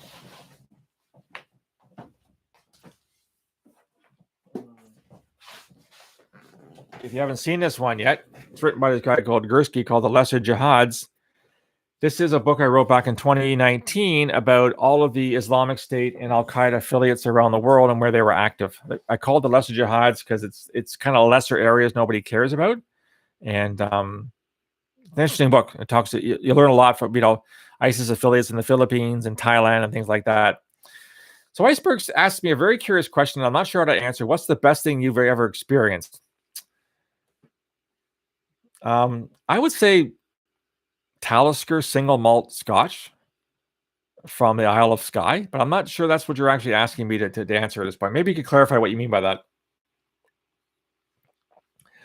So Chris says, didn't some wannabes take over the city of Marawi? That was some serious stuff. Yeah, the wannabes are doing it all the time.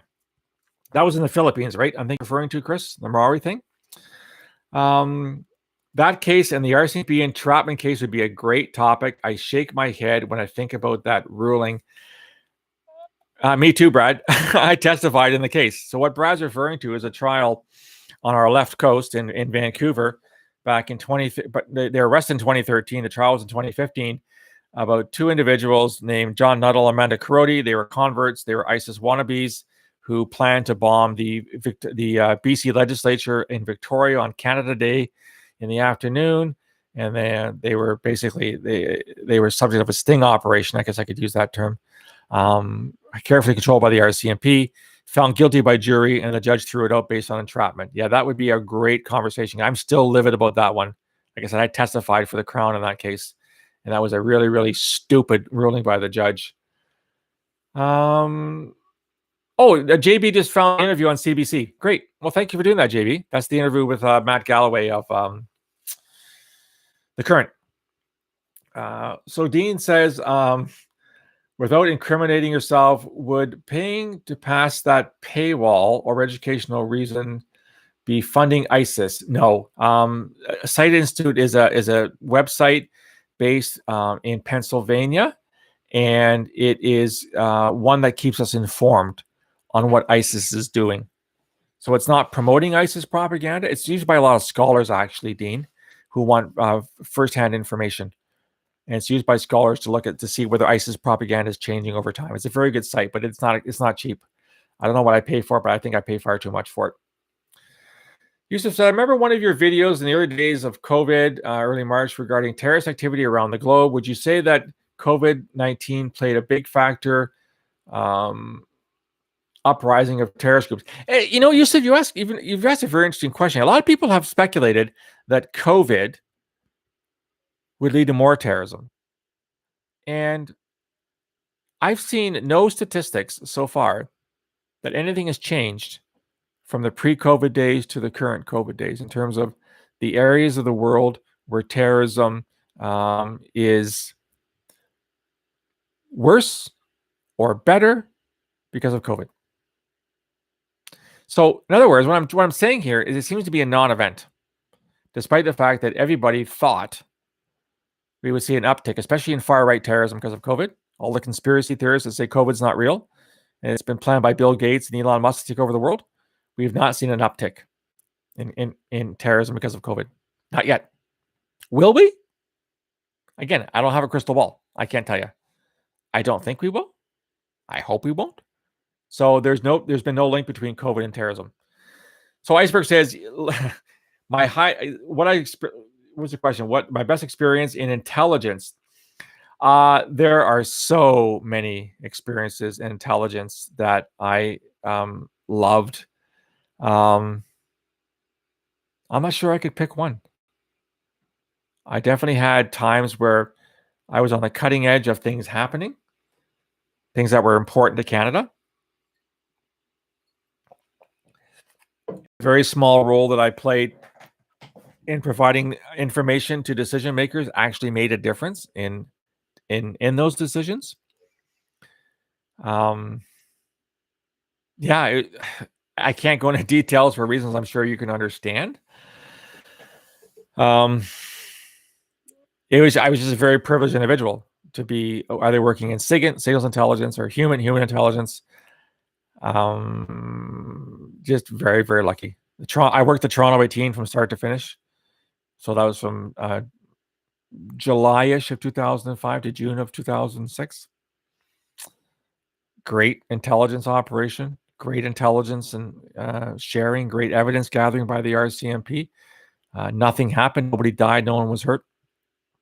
So that was a real feather in our caps, I think, for CSIS and the RCMP. Yes, as Bill said, the Victoria case is in fact it's discussed at large in the book The Peaceable Kingdom. Absolutely. So JB's talking about the current. So it's on Borealis now, no longer on CBC. They took it down. They didn't like what I said on CBC. I have no idea if they took it down or not.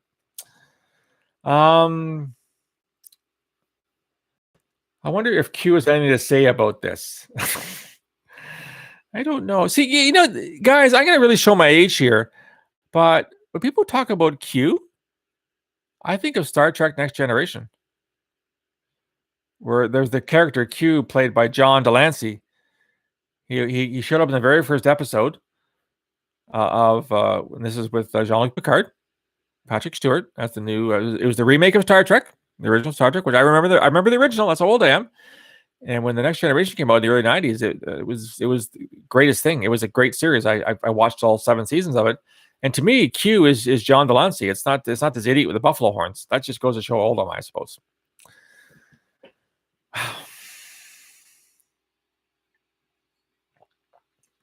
If you're just joining us, we've passed the 100-minute mark of our live stream here on Monday. January. God, I'm losing it. April the 5th. This is Who Terrorized Who Tonight. My name is Phil Gurski, president of Borealis. If it's your first time, welcome. I hope to see you back. If you're returning, like so many of you are tonight, thank you for coming back tonight.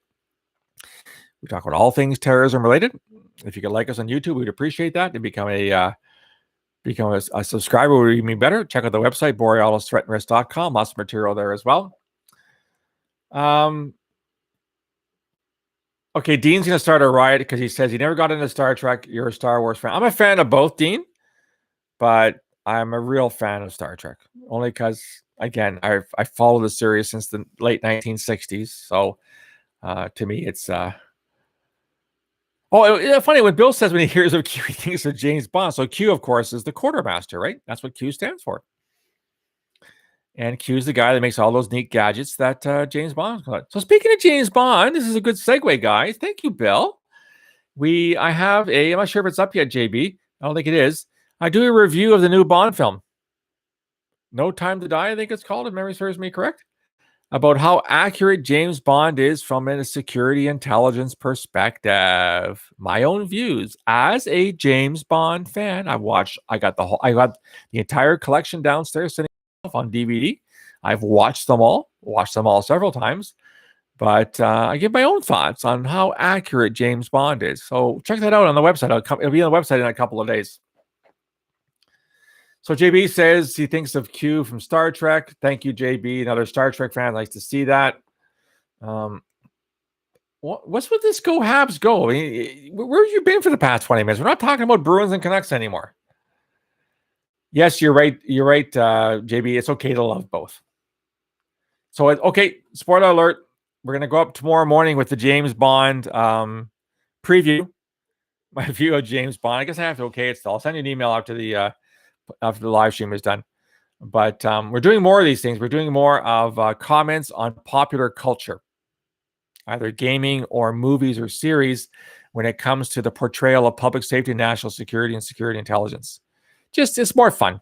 We're just having fun with this kind of thing. Are there any James Bond roles in Canadian intelligence, minus a license to kill? Okay, let me level with you, Dean. I'll share a story with. This is a true story. I'm not making this up. About 10 years ago, I was in a meeting abroad. If memory serves me correct, it was Australia, but I remember it was outside. It was warm. I think it was Australia. And I was sitting on the pool having beers, and there was a member of the French intelligence service who was there. And he found out I was Canadian, and so he assumed, therefore, that I would, speak French. Of course, I do. I'm fluently bilingual, actually fluently trilingual with Spanish. And he comes to me and he shakes my hand. We started a bit of small talk. He looks me in the eye and he says, "Avez-vous vos tueurs?" I said, "Excuse me? Avez-vous vos tueurs? Do you have your killers?" And he was referring to the security service. And I laughed. I said, "No, we don't go abroad and kill people." But the interesting, I think, underlying message of what the French security intelligence guy was asking me was the implication that the French do. That the French security service, kind of like James Bond, has, on occasion, taken out people like the CIA has, who were deemed enemies to France. Now, I can't prove that. I don't know it for a fact. But the fact that this French intelligence officer said that to me, I found that kind of interesting. It really threw me back when he asked me that. So no, we don't have our killers at CSIS. Are we international men of mystery, Dean? I don't think I'm that mysterious. I think I'm pretty obvious, especially since I wear my hockey jerseys everywhere. Everyone can tell I'm Canadian, which is not typical, by the way. When you do work abroad, you're a little more careful with your identity when you are abroad. But for those of you thinking about the possibility of going in security intelligence, it is a really, really, really cool profession. Thanks, Bill.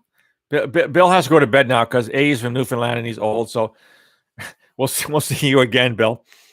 It is a very rewarding career.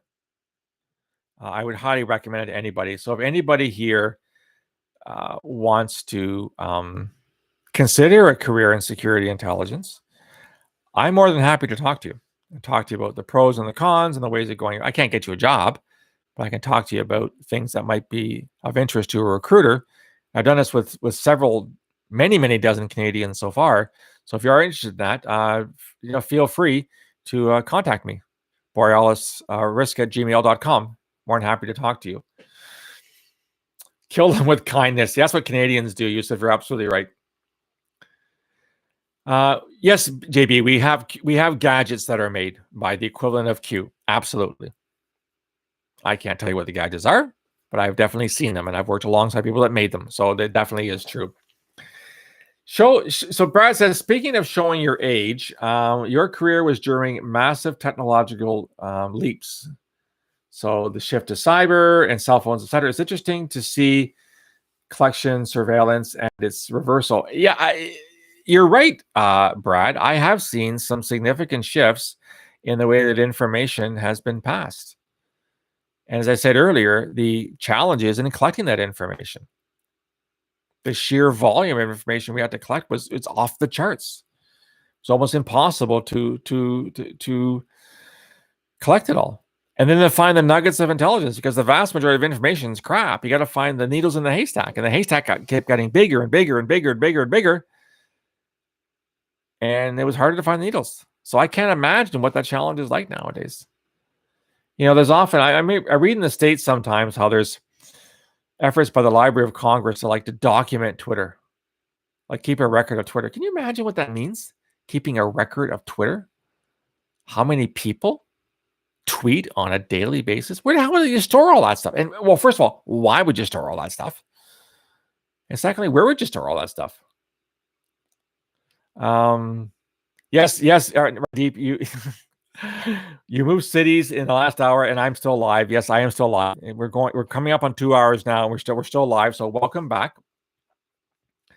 So JB says, Brad says, like groups going to the ways of old. Look at the. Hang on, I got my glass on. My eyes are getting tired of this time of night. Look at the hunt for UBL. Taliban operated off the grid in the modern age. Extremely hard for surveillance. You're right. And yeah, good night, Dean. Thanks for coming back. We'll see you on Thursday, I hope. Sounds good. Thanks for all your comments, by the way. Thanks for your input. Yeah, it's funny, Brad. I mean, there was no more hunted man on the planet than bin Laden after 9/11, and it took them almost a decade to find him. You want to know why? Because he wasn't using cell phones. He knew, or rather he suspected, that the Americans could follow him on cell phone. It's actually it was a satellite phone that he was using. And he thought that, or he knew rather, that if he kept using his satellite phone, that his phone calls would be intercepted and they would locate where he was. So UBL communicated through couriers, humans only, after 9/11. And that's why it took 10 years to find him. They had to find the couriers first. And they luckily, in early or late 2010, I believe it was, they located one of these couriers and they figured out where he was going to. And that's where bin Laden had been hiding out, in a compound in Abbottabad in Pakistan. And that's when the special forces went and killed him in May of 2011. So here's a guy that was responsible for planning 9/11. And he was smart enough to know, if I use modern telecommunications, they're going to find me and they're going to kill me. So we stopped using them. Which brings up a really interesting tangent, or kind of side topic. There's always a big debate between SIGINT and HUMINT. So SIGINT being signals intelligence and HUMINT being human intelligence. SIGINTers say that SIGINT's the greatest thing since sliced bread. HUMINTers say the opposite thing. They both have their strengths and weaknesses. Every good country has a good HUMINT service and a good SIGINT service, because they complement each other. Sometimes HUMINT is superior because, at least with HUMINT, you're not passively collecting it. You can actually direct your source to find out something you don't know. Whereas SIGINT, SIGINT's everywhere, right? Signals are everywhere. Cell phones are everywhere. And a lot of people aren't very careful with what they say on the phone or what they say on Twitter. Hello, Donald Trump. So there are definitely strengths and weaknesses to both SIGINT and HUMINT. And so if the Americans relied solely on SIGINT in the aftermath of 9/11 to find bin Laden, they would never find him, because there's no SIGINT to be found. He wasn't using his phone. He had to use couriers. He had to use human sources. Excuse me. So again, a good argument that if you have intelligence services, make sure you have all the above. It's important to have a variety of things, so that when you are trying to find something, you can find it through the best source possible. So, how are we doing here, guys? We're coming up on 2 hours. Let me just hang on a second here. Let me get rid of that. Okay. Any last thoughts? Thanks, Yusuf. Yeah, you better go study for your final exam tomorrow. That's a lot more important than listening to me. Thank you so much, Yusuf, for your comments. I really appreciate it. And it's great. It's great that you're here with us. Good luck with your exam. Get rid of that one too. One last question, says Brad. Okay. But also, yeah, right now, you have a question as well. This is fine. That's fine. So you first, Brad. What's your last question?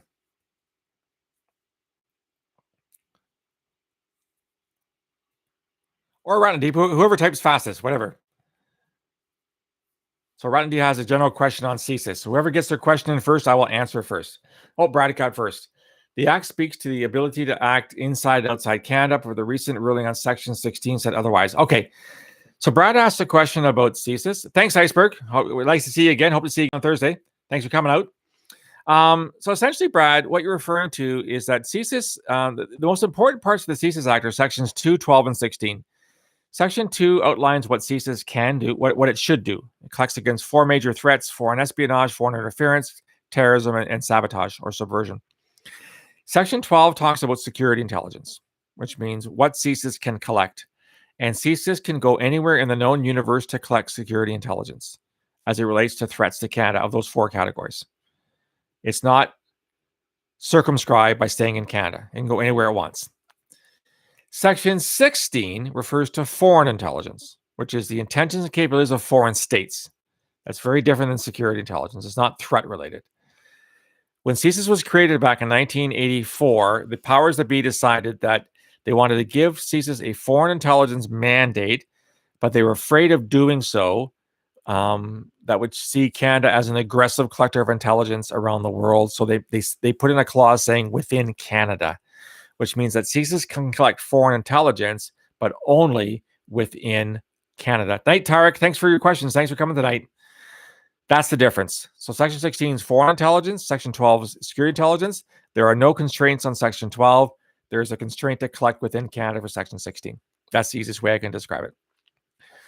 So Randeep says, what is the role of the Director of General Operations in CSIS? Is it also related to special ops or just general CT targets? And is it related to domestic operations or foreign soil? As I just said, Ratnadeep, when it comes to security intelligence, threats to national security, CSIS can go anywhere in the universe to collect the information. It can be in Canada or it can be on foreign soil. So basically you've got a director. He runs the organization. Then you have the Director General, the Deputy Director of Operations, or DDO. He's kind of the operational guy in charge. And it's not just counterterrorism. It's all those 4 things I talked about: foreign intelligence, foreign interference, sabotage, and counterterrorism. Those are the 4 areas of mandate of CSIS. And the DDO, the Deputy Director of Operations, oversees all of those. He's the highest guy in the organization from an operational perspective. The director's not operational. He's kind of like the CEO. Okay, he runs the show, but it's the people underneath him that do the actual operations. I hope that explains what if I answered your question. So Brad says,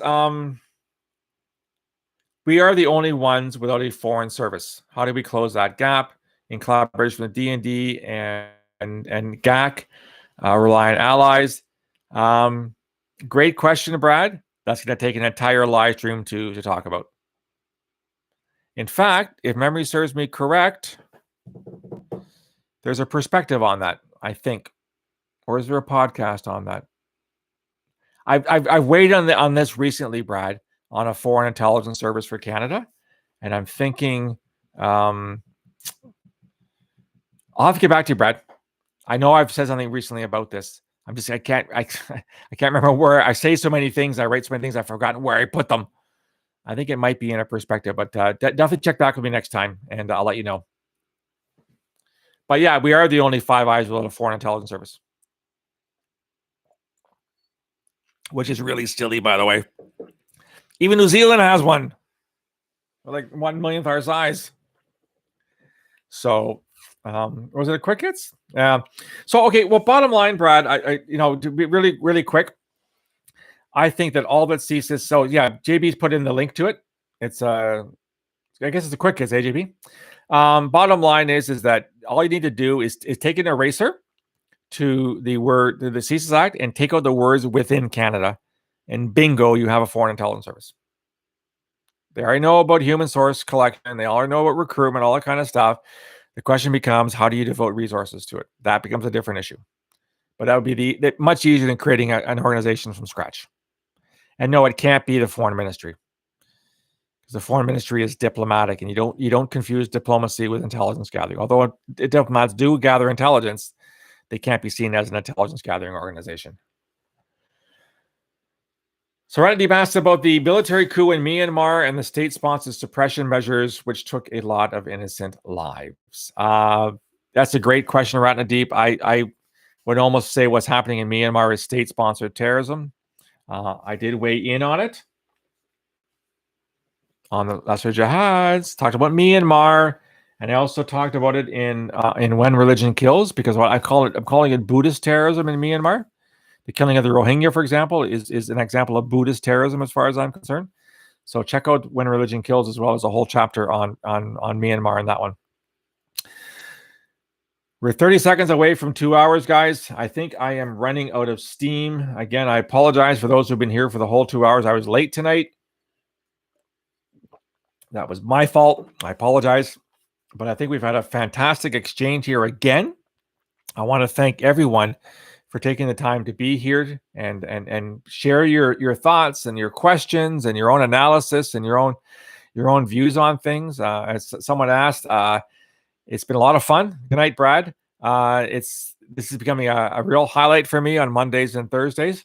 So I want to again thank you. If you don't subscribe, we'd love to have you. We're up to over 1,150 subscribers now on this YouTube channel, and we're live Mondays and Thursdays. There's all kinds of information. Thanks, Felix, for being there. And join us on Thursday, where I think the topic's going to be how far should a security service go in thwarting a terrorist plot? Thanks, Chris. Thanks for your questions. Thanks for the feedback. So Thursday, same Borealis time, same Borealis station, 8 p.m. Eastern. We're going to talk about why it is or how far a security service should go in foiling an act of terrorism, using a very Canadian example, the Victoria Legislature plot of 2013 as our prime case study. Thanks, Ratnadeep. You'll get the video. Yep. Have a great day. Yeah, you have a great day as well. I'm going to bed. You're starting your day there in India. Thanks again, guys. I will see you here on Thursday. I won't make the mistake of screwing up on the time. We'll see you here Thursday at 8 p.m. Thanks, Aaron. Yes, I did have tech issues. Thanks for the feedback. We'll see you guys here on Thursday. Thanks, guys. Much appreciated. Ciao.